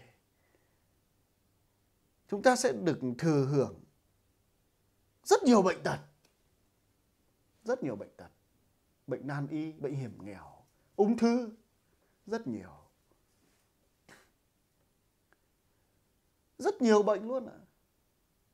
Tim gan mề phổi nhiều lắm. Xương khớp nhiều lắm. Tiểu đường nữa. Các loại bệnh nữa. Vì sao ạ? Vì những cái hạt âm này nó rung lắc rất mạnh và nó sẽ tỏa ra độc tố. Mà nhiệt của đó là nhiệt âm. Nó sẽ làm tiêu hao hạt dương. Và hạt dương không có nhiệt ấm, nhiệt nóng để sóng thông tin nó chạy từ phổi âm dương này đi đến các cụm hạt, cụm hạt. Nó không tuần hoàn được gì ạ. Trong toàn bộ cái cấu trúc của linh hồn. Nó giống như là gì ạ? Tua bin máy nó phải quay thì nó mới sinh ra nhiệt. Bây giờ muốn có điện để chúng ta gì ạ? Sưởi ấm ở những đất nước mà lạnh như thế này. Chúng ta gì ạ? Bật điều hòa, mở quạt ở những đất nước nhiệt đới nóng. Chúng ta xem tivi. Chúng ta gì ạ? Ngồi trước Zoom. Ngồi trước Zoom đấy ạ. Trực tiếp luôn. Đó. Chúng ta xem những cái thứ vô bổ trên mạng xã hội. Rồi bị cuốn vào những cái chửi nhau với họ. Chẳng cái dại nào mà cái dại tiêu cực. Thì tua bin của các nhà máy phát điện nó phải quay. Dù là gì? Nhà máy điện hạt nhân hay là nhà máy thủy điện, nhiệt điện phải tua bin quay, hay điện gió nó phải quay để sinh nhiệt, sinh ra điện năng. Thì linh hồn mình cũng vậy. Khi mà có các cụm đa âm rồi, sóng nó không di chuyển được. Không thể di chuyển được. Vì sao ạ? Vì sóng thông tin, trung tâm xử lý sóng thông tin ở phôn dương gốc này nó đi chạy đến cái điểm cụm, ví dụ đây là cụm tình yêu. Nhưng mà hạt dương đây nó không có một cái tí nhiệt ấm nào nữa. Thì nó mất đi cái chức năng nhiệm vụ để đẩy thông tin di chuyển đến cụm hạt khác. Nó không đẩy được. Vì sao? Vì nó mất nhiệt. Vì sao mất nhiệt? Vì nắm hạt tình yêu màu đỏ máu này. Vì sao lại hạt đỏ máu? Vì các kiếp khi yêu gây tổn thương cho người yêu, gây có thể giết hại người yêu, bạo lực với người yêu, rủ nhau đi tự tử, nhiều vấn đề gọi là gây tổn thương đến tình yêu mà không hướng đến cái sự gì bình đẳng, tôn trọng, yêu thương. Nó mới sinh ra nhiều hạt âm. Thì những hạt âm này nó sóng điện cực mạnh, tốc độ rung động của hạt rất mạnh nên là nó tỏa ra. Trong về hạt nhân nguyên tử thì nó là phóng xạ. Còn đây mọi người cứ hiểu là độc tố. Và nhiệt âm nó làm cho gì? Tiêu hao hết nhiệt của hạt dương này. Do đó sóng thông tin từ phôi mà chạy đến, phôi âm dương chạy đến cái cụm hạt tình yêu này thì làm sao ạ? Nó không thể chạy đến được cụm khác nữa. Nhiệt âm nó kiểm soát, nó giống như là lực hút, không cho sóng đi, không cho sóng thông tin nó chạy được. Và không có nhiệt dương để đẩy sóng thông tin đi. Nhiệm vụ của hạt dương là gì? Là phải đẩy sóng đi. Hạt âm là gì? Chỉ làm tín hiệu, biển báo, thông tin nơi đến thôi. Nhưng mà đây nó lại vượt quá thẩm quyền. Nó ấn nát, nó là gì? Nó gì ạ? Nó chiếm quyền vận hành của hạt dương. Lấn át. Nó tham lam ích kỷ. Do đó sóng không chạy được. Khi sóng không chạy được thì cái con người mà có cái linh hồn mà bên trong có cái cụm đa âm hạt tình yêu này thì khi đến tuổi yêu bắt đầu biến thành bệnh, có khi là tâm thần luôn, có khi là hoang tưởng trong tình yêu, ảo thanh ảo giác trong tình yêu, hoang tưởng vì người nào đó yêu mình, hoang tưởng vì những thứ mà người khác gọi là vô lý, nhiều lắm. Bởi vì sao ạ? Bởi vì những cái độc đoán, những cái ác niệm này, suy nghĩ độc ác này, hành động độc ác với tình yêu này, trong các hạt âm này chiếu ra não bộ. Vì sao nó chiếu ra não bộ mà các cụm khác chưa chiếu? Vì sóng thông tin nó chạy đến cụm này, chạy đến cụm này. Mà trong đời sống đến tuổi yêu thì khi tương tác với người nam, người nữ, nó rung động cảm xúc thì bắt đầu nó gọi là hợp sóng thông tin, nó sẽ kích động các hạt này rung động mạnh. Thì khi sóng nó chạy đến đây, thế là hạt dương nó mất hoàn toàn nhiệt và cái hạt âm này nó rung động mạnh. Đấy là nguồn gốc của tâm bệnh liên quan đến cụm tình yêu. Cứ gặp yêu mà phát bệnh. Đó. Ảo thanh ảo giác về vấn đề yêu đương, sợ hãi trong tình yêu, không dám yêu ai, không tin tưởng ai, sợ bị lừa dối, sợ bị phản bội. Đó. Ảo tưởng trong tình yêu ai đó yêu mình, hoặc mình phải là người yêu của người nào đó. Đấy là nguồn gốc của bệnh đó. Bệnh tình yêu. Ví dụ cụm này là cụm vợ chồng đi, thì nó biểu hiện là gì? Các bệnh thì liên quan đến vợ chồng thì thù ghét nhau, hận thù nhau, đánh nhau, chửi nhau. Đó, đánh nhau, chửi nhau, cờ bạc rượu chè, gây đau thương cho nhau, cứ liên quan đến vợ chồng. Đó, ngoại tình, ly hôn, rồi rất nhiều, giết hại nhau nữa. Thì khi đến kiếp này gặp những kịch bản tàn khốc, đau khổ, bị phản bội trong tình yêu, trong tình yêu vợ chồng, không chung thủy gì đó, là vì nó có các cụm liên quan đến vợ chồng, nó có những cái thông tin mà các kiếp quá khứ anh hoặc chị này đã sản sinh rất nhiều hạt âm trong tình yêu vợ chồng rồi.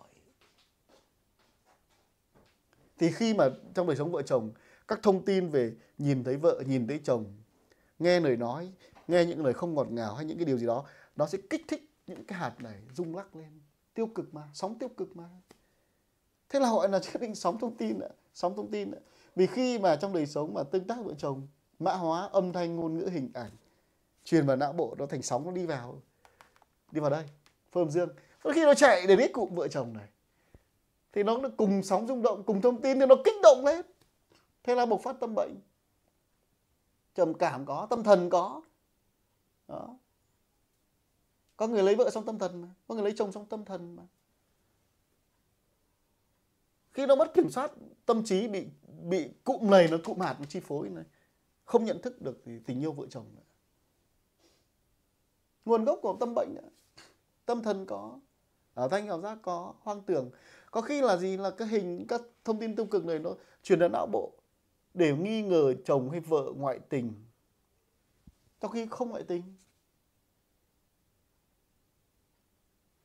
Thông tin từ hạt âm bắn ra não bộ, nó chiếm quyền kiểm soát của não bộ.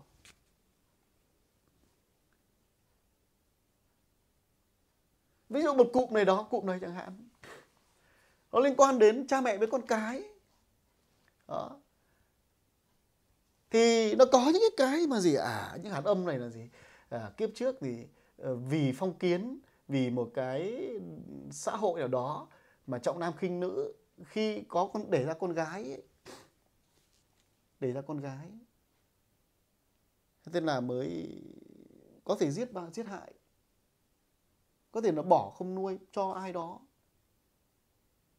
không nuôi, hoặc là có con nhưng mà có con trai chẳng hạn, nhưng mà làm đánh đập chửi mắng nó, không may nó chết. Liên quan đến gì ạ? Chà đạp đánh đập con cái, giết hại con cái, vứt bỏ con cái,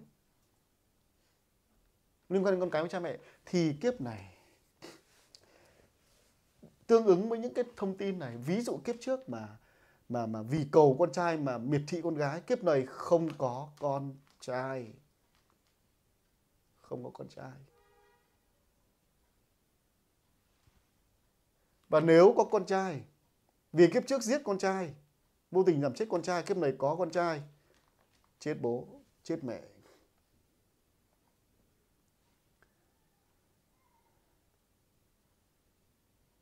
Kiếp này vì đang có nhiều con gái, muốn cầu thì có con trai chết bố. Vì kiếp trước thì miệt thị con gái để cầu và sinh mỗi con trai. Nó là sự phản ứng của nhân quả của cụm hạt. Nó tạo ra những kịch bản khốc liệt trong đời sống. Mọi người đừng nghĩ có tiền, đi bệnh viện, rồi chọn lựa sinh con theo ý muốn là hoành tráng, là một cái gì đó cậy vào khoa học công nghệ. Các vị có thể cậy được vào khoa học công nghệ, nhưng nhân quả các vị không thoát. Thế nên đừng có chọn lựa trai hay gái. Sinh con gái tuyệt vời, không có con trai tuyệt vời, và dù không có con cũng vẫn tuyệt vời. Đừng có bỏ vợ bỏ chồng, hãy yêu thương nhau. Tất nhiên nhiều người cho rằng là gì, tôi ở với cô đó hay tôi ở với anh đó chẳng có con. Không có con, cuộc sống buồn lắm, chán, tẻ nhạt, áp lực. Nhưng khi chúng tôi giải thoát cho nhau, tôi lập gia đình mới, anh ấy lập gia đình mới, cả hai đều có con, mọi người cho rằng đó là hạnh phúc, đó là sung sướng, bởi vì cả hai đều thỏa mãn, hạnh phúc. Nhưng nó lại tạo ra một cái cụm hạt âm là gì? Phá vỡ hạnh phúc gia đình. Phá vỡ hạnh phúc gia đình, gây tổn thương cho linh hồn của nhau. Mặc dù mọi người thỏa mãn được về hình tướng có con đấy, nhưng mà đánh vỡ mất cái biểu tượng vĩ đại vợ chồng rồi. Thì nó có những cụm hạt âm dương, và nó sẽ tạo thành nhiều những cái nút thắt. Hay là mọi người cứ hình dung trong một cái đường ống nước thải, rác rưởi nó tắc nhiều, không gỡ được. Thì linh hồn cũng vậy, con người cũng vậy. Những ác nghiệp bởi hạt âm này trong các kiếp quá khứ chúng ta không chuyển hóa được, mà chúng ta cuốn theo những quan điểm truyền thống, quan điểm mà để thỏa mãn cái hạnh phúc là con trai con gái có con, nhiều cái hủ tục, mà không thì không biết được rằng là linh hồn chúng ta đã rơi vào một cái hành trình sản sinh ra rất nhiều hạt âm. Khi lượng hạt âm đủ, thông tin không tuần hoàn được, mọi người sẽ mắc bệnh, toàn bệnh hiểm nghèo. Cái này là các bác anh chị phải chấp nhận thôi. Bệnh từ tâm mà ra. Tâm là cấu trúc linh hồn này. Dù tâm bệnh trầm cảm, ảo thanh ảo giác, rối loạn lưỡng cực cái gì đó, mất ngủ đi, cả mất ngủ nữa nhé, từ tâm đấy. Sống không tuần hoàn, các thông tin độc nó bắn ra não bộ, nó làm cho gì? Rối loạn. Tất cả các loại bệnh thân tâm và bệnh vô minh đều từ cấu trúc mà ra. Và chi tiết hai chân lý là chữa được tách bệnh thân tâm trí. Mọi người đừng hỏi là em bị bệnh gan thì em chữa kiểu gì, bài nào nghe. Em bị bệnh tim nghe bài nào, huyết áp cao nghe bài nào, tiểu đường nghe bài nào, thiếu máu đi mỡ máu nghe bài nào, không nghe bài nào. Hỏi thế thì đừng có nghe bài nào. Nghe tất, nghiêm túc học. Nhiều bạn, nhiều anh chị lúc học cũng hỏi nhiều lắm. Hỏi vô bờ bến, hỏi không có điểm dừng. Sau một thời gian, ngon lắm đấy, ngon lắm rồi. Thì đã ngon rồi thì phải kiên trì đi, đừng có hỏi nhiều. Mới được có 1-2 tháng mà, hỏi gì? Hỏi ít thôi, học đi, tập trung học. Trường nói thế, anh chị em đừng có tự ái. Phải học, quyết tâm vào. Khi mình đã thấy có sự thay đổi rồi, phải quyết liệt học và thực hành vào đời sống. Sống trong đời thì đừng có cho rằng mình thế nọ thế kia để có những cái lời nói, hành động gây tổn thương đến mọi người. Chúng ta phải luôn luôn thì kiểm soát cái độc trong tâm chúng ta.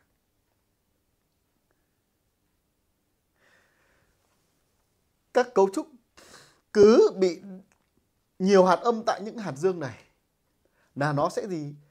Làm mất nhiệt hạt dương và độc tố hạt âm nó tỏa ra. Khi đó chúng ta lại sống trong một cái môi trường mà những con người, chúng ta lại gì? Khi chúng ta mà gì? Ví dụ chúng ta đang gặp trong cụm đa âm tình yêu đi. Chúng ta lại gia nhập vào những nhóm về tình yêu, cổ súy cho giới tính thứ ba.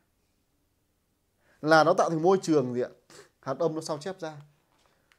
Thế là bắt đầu gì? Từ thông tin độc môi trường bên ngoài, từ độc tố bên trong, các bạn trẻ sẽ lệch lạc giới tính.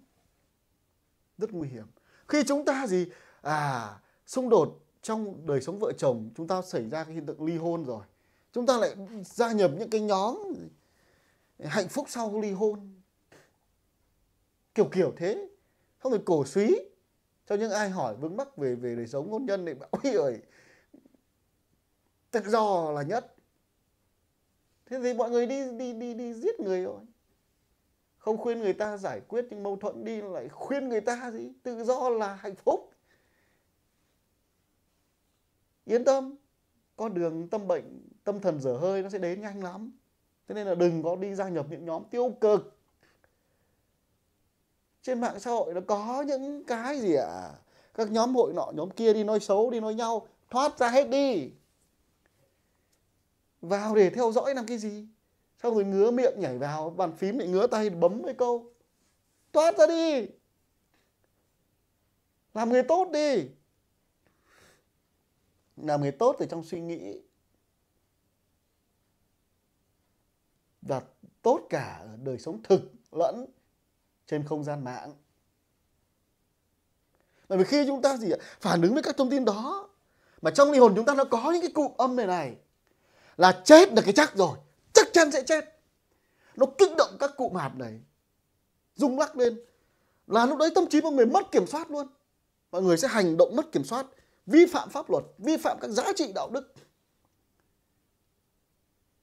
Đó là về mặt pháp luật rồi, về mặt giá trị đạo đức rồi. Còn về mặt bệnh ấy, chắc chắn bệnh sẽ đến, không thể thoát được.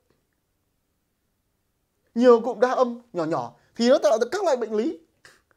Cũng có thể vài cụm đa âm lớn tạo thành một loại bệnh lý nào đó. Và nó tạo thành rất là nhiều những cái tâm bệnh. Và những cái cụm đa âm này, nhiều hạt âm xung quanh hạt dương, có thể là từ 2 hạt âm 1 hạt dương này, cứ 2 âm 1 dương hay 3 âm 1 dương. Nó tạo thành một con người ngu dốt, cực kỳ ngu dốt và vô minh. Không, đó là sự thật đấy ạ. Thuốc phải đắng. Thuốc phải đắng thì mới chữa được các loại bệnh.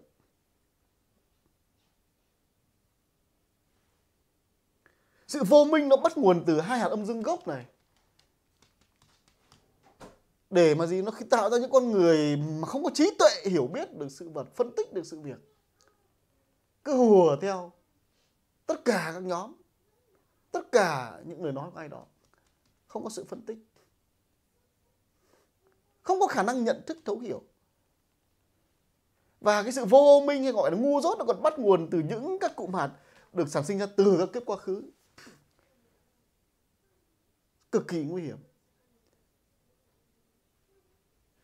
Hạt âm là nguồn gốc, hạt âm gốc ấy trong phôi âm dương của linh hồn là gì? Là nguồn gốc của ngu si, của dốt nát, của vô minh, của mỗi một tuệ linh hồn con người.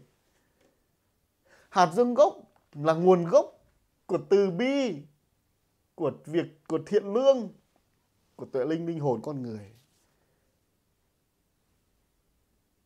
Những hạt âm tổng hợp bên ngoài được sản sinh ra trong các kiếp, đó là biểu tượng của gì? Của vô minh, ngu dốt, của những hành động gây tổn hại đến mọi người. Nó kết hợp với hạt âm gốc thì nó gì ạ? Nó tạo ra không những thân bệnh tâm bệnh mà nó còn gây họa đến nhiều người bởi sự ngu dốt, vô minh. Và hạt dương gốc của sự thiện lương với hạt dương được sản sinh ra mà nó của việc tốt, việc thiện, giúp đời, giúp người, mà không bị các hạt âm chi phối, bởi vì không có hạt âm dư thừa các cái điểm đó. Ví dụ như ở đây. Đó, ví dụ như ở đây. Thì đó là gì? Là sự kết hợp của thiện lương ẩn sâu trong hạt dương gốc và những trải nghiệm trong các kiếp làm việc thiện. Khi một con người, một linh hồn tuệ linh không có đa hạt âm ở các cụm trí tuệ thông minh, từ bi, thấu hiểu, yêu thương vạn vật, luôn hướng việc thiện, làm việc thiện, không làm việc ác, thì họ sẽ không có mầm mống sinh ra bệnh. Khi mà các cấu trúc nó cân bằng, nó không có sự dư thừa hạt âm, thì sóng thông tin từ phôi âm dương gốc này nó sẽ tuần hoàn, nó chạy qua các điểm, qua các cụm hạt với tốc độ nhanh, đều, thậm chí còn mạnh nữa. Thì nó sẽ sinh ra nhiệt ấm. Nhiệt ấm đấy chính là điều mà khoa học và y học cần phải giải mã. Nó là hệ miễn dịch ngừa được tất cả các bệnh, chữa lành được tất cả các bệnh, cả ung thư, nan y, tâm bệnh, tất cả các bệnh vô minh. Nhiệt ấm nó là nhà máy sản xuất ra gì ạ? Vaccine để chữa lành được tất cả, ngừa được tất cả bệnh. Và muốn kích hoạt được cái gì ạ? Cái hệ miễn dịch đó thì phải làm cho sóng thông tin nó tuần hoàn, tốc độ quay đều mạnh nhanh.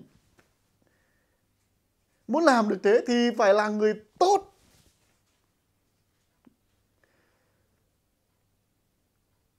Và muốn gì ạ?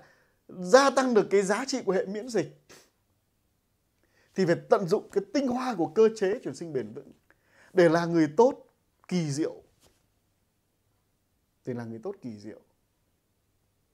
Thì cái hệ miễn dịch đó nó giúp chữa lành thân tâm trí, nó ngăn ngừa bệnh thân tâm, và nó giúp cho chúng ta đạt đến sự giác ngộ viên mãn nhanh nhất.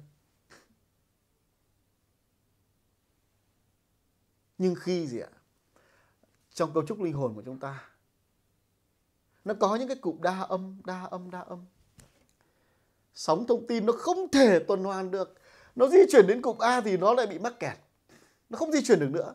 Khi nó không di chuyển được nữa thì tất cả những cái tín hiệu sóng thông tin từ trong các hạt âm này nó đã được mã hóa rồi, thì nó sẽ giải mã ra và nó chiếu ra não bộ. Thế nên là não bộ này, nhìn thấy các ảo thanh, ảo giác, hưng cảm, trầm cảm, mất kiểm soát, rối loạn lo âu, mất ngủ, động kinh tâm thần nữa, và các bệnh lý nữa. Và tất cả các cụm nó cùng rung lắc gì ạ? Thì tôi xong rồi. Không có y học nào chữa được. Sóng thông tin nó không tuần hoàn được thì cơ thể sẽ không có nhiệt ấm, mà là toàn là độc tố phóng xạ từ các hạt âm bắn ra tế bào cơ thể, thì tế bào cơ thể sẽ bị biến đổi. Nó biến đổi tức là nó không làm hoạt động đúng chức năng nhiệm vụ ở cái đoạn gen gì ạ? Gen biểu hiện protein. Vì đoạn mã gen điều hòa nó giải mã sai chức năng nhiệm vụ. Giải mã sai vì sao? Vì độc tố của môi trường trong các hạt âm này nó bắn ra, nó bắn vào tế bào.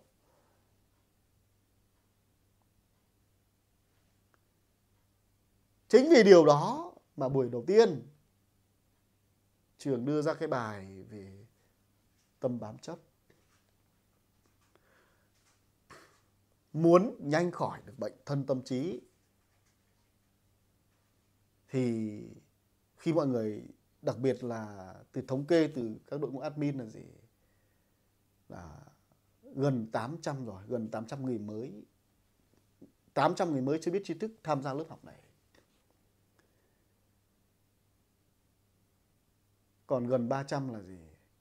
Là những người đã học, những các admin các nhóm trau dồi tri thức thêm.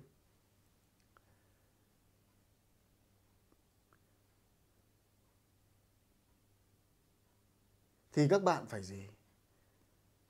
Phải tin vào điều này thì mới khỏi bệnh được. Đừng than vãn nữa. Đừng đổ trách nhiệm là bố mẹ em theo dõi em, không cho em, ngăn cản em. Đừng có đổ lỗi cái gì. Phải vượt qua nghịch cảnh. Phải vượt qua nghịch cảnh. Cái sự đổ lỗi đó là một con thú dữ trong tâm trí, trỗi dậy, cắn xé thân xác, tâm trí. Đừng có đổ lỗi cái gì. Tại sao bố mẹ người khác người ta lại giúp con mà bố mẹ mình không giúp? Nó có nguồn gốc, cội nguồn của nhân quả của ekip đó. Thế nên ai mà còn đổ lỗi do người nọ, người kia, bố mẹ cấm cản, anh em cấm cản, thì nhìn vào trong tâm trí mà thấy là gì? Có một con chó điên, thú dữ điên dại, mắc bệnh dại nó đang lồng lộn lên. Từ bài 1 đấy Trường nói rồi. Đừng bị trói buộc cái gì nữa. Và khi chúng ta gì? Học cách để loại bỏ các bám chấp trong tâm trí chúng ta, thì chúng ta mới cái gì? Mới kiểm soát được sự rung lắc của các hạt âm này. Nó không rung lắc nữa. Chúng ta gì? Có niềm tin để học tri thức, thì các giá trị thông tin đồ sộ của tri thức nó mã hóa thành sóng thông tin thông qua việc nghe học, đọc để học, xem các loại các video nhiều lần học, để nó truyền vào trong phôi âm dương. Nó gia cố cái nhiệt từ phôi gốc, nó gia cố nhiệt cho các hạt dương gốc, nó kiểm soát nhiệt âm, thì mọi người sẽ ngủ ngon. Đối với những người mất ngủ nhiều năm thì phải từ từ vài tháng thì ngủ dần dần. Đừng nghĩ là nghe mấy buổi ngủ ngon, trong khi y học không chữa được. Các vị phải khôn ít thôi, không được vừa thôi. Bệnh nặng không chữa được, áp dụng vài tháng, từ từ, cứ có tiến triển phải quyết liệt lên. Bởi vì phương pháp này không mất cái gì, tiền không mất. Nhiều khi mọi người phải mất thật nhiều tiền mới xây chắc niềm tin. Trong khi một cái phương pháp không mất cái gì, mà lại thích ngon hơn các loại phương pháp mất tiền. Khôn thế thì ở đâu có ạ? Ở địa ngục đầy. Khôn thế nó là lý do của bệnh tật đấy. Bám chấp mà. Tâm bám chấp mà. Làm việc thiện đi. Đừng có làm việc tiêu cực, làm việc ác nữa. Thay đổi bản thân đi. Thay vì những cái khôn lỏi, chúng ta hãy thay đổi bản thân đi. Thay vì những tính ích kỷ mà mong muốn khỏi bệnh, thay đổi bản thân đi. Tri thức là một liều thuốc cực mạnh, thần dược, là phép màu, nhưng phải học và thực hành. Nghiêm chỉnh thực hành. Bởi vì mọi người nhiều khi nghĩ là gì? Thôi học tham khảo thôi. Khỏi thì khỏi, không khỏi thì thôi. Bởi vì không mất tiền. Đồ rẻ tiền. Đồ rẻ tiền mà. Con người chúng ta thích hàng hiệu, đắt tiền. Thế nên thấy nó không mất tiền, nó coi thường, khinh thường. Sự khinh thường, coi thường khiến mọi người ân hận vô lượng kiếp đấy.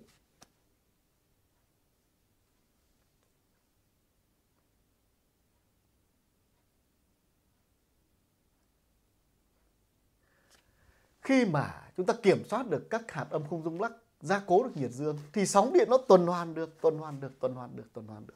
Nó sẽ sinh nhiệt ấm. Nó sinh nhiệt ấm thì làm sao ạ? Não bộ không bị kiểm soát bởi phóng xạ của hạt âm nữa. Thì não bộ sẽ tỉnh táo, không còn trầm cảm, không còn hưng cảm, không còn rối loạn lo âu, hoang tưởng nữa, không còn mất kiểm soát nữa. Sự mất kiểm soát và tâm bệnh là bị chi phối bởi hạt âm này. Thế bây giờ mình khống chế được nó rồi, bằng tri thức rồi, thì là khỏe. Sóng thông tin nó tuần hoàn, nó sẽ sinh nhiệt. Nhiệt ấm nó tỏa ra tế bào, nó sẽ sửa lỗi ở các tế bào để cái cơ chế co duỗi trong cái sợi mã gen trong cái nhân tế bào nó hoạt động đúng chức năng nhiệm vụ. Do đó tế bào hoạt động đúng chức năng nhiệm vụ. Mà tế bào hoạt động đúng chức năng nhiệm vụ thì các tế bào bệnh tật sẽ bị tiêu diệt, nó sẽ tự tiêu hủy. Và các tế bào khỏe mạnh nó sẽ được nâng cao miễn dịch, hết bệnh. Chữa bệnh bằng sóng thông tin là gì? Là một phương pháp chữa bệnh trong tương lai kỳ diệu nhất của nhân loại. Nó không những chữa bệnh cho nhân loại đâu, mà cho cả dạng sống kỳ diệu nhất đấy. Đây là gì? 92 chân lý với hạt năng lượng nhỏ nhất là một phương pháp chữa lành và giúp cho các tuệ linh hoàn thành được con đường tu hành đắc đạo hợp nhất của vũ trụ, giác ngộ. Chứ không đơn thuần là chữa bệnh cho con người đâu ạ. Mà là cho tuệ linh. Tuệ linh ở đâu? Ở trong con người. Ở trên kia chưa xuống. Ở dưới địa ngục còn đầy tuệ linh gì đó. Các tuệ linh còn đọa đầy ở trong các lãnh thổ, điền thổ nhiều lắm. Thì khi chúng ta tiếp cận được rồi, trân trọng nó, học và thực hành. Học và thực hành. Đó. Thì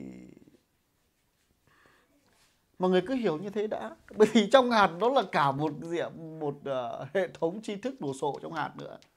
Hạt âm, hạt dương. Nó còn rất nhiều cơ chế trong này. Các giá trị thông tin, những cánh cửa mở toang các không gian trí tuệ. Nhiều lắm. Mà cứ hình dung thôi, cứ hình dung thân tâm bệnh do những cái cấu trúc bất cân bằng này. Bây giờ trong tâm mình, tâm bệnh, khi mình nghe tri thức mình đau đầu xung đột, mất kiểm soát, nhiều người không mở mắt ra được để nhìn. Năng lượng nó mạnh quá, nó đè nén. Trong khi trong đời mình thì toàn đa âm. Tri thức thì mang sóng điện dương siêu mạnh, nó dồn từng làn sóng. Và nó gì ạ? Nó giúp cho mình cân bằng được. Đó, để mình khỏi. Do vậy đó là cái kết thúc cái phần thứ 3 nguồn gốc của các bệnh. Đấy, dần dần như thế để mọi người có những cái nhìn nhận sâu sắc hơn về các buổi tiếp theo. Đó. Và bây giờ Trường cũng phải xin phép là dừng buổi học thứ 2 tại đây. Đó. Có lẽ là cũng hơi quá giờ. Nhưng mà cái việc mà Trường truyền tải được tất cả những nội dung cho cái buổi học này là như thế là đã hoàn thành. Và mong rằng là các buổi sau đó, các bác chị mọi người là cố gắng tham gia lớp đầy đủ, vào sớm trước giờ học. Đó, và Trường xin phép dừng vào đây. Xin chào và hẹn cả nhà mình vào thứ Bảy. Đó, thứ Bảy này lúc 8 giờ tối theo giờ Việt Nam. Và buổi Chủ nhật nữa. Trường xin chào và hẹn gặp lại mọi người.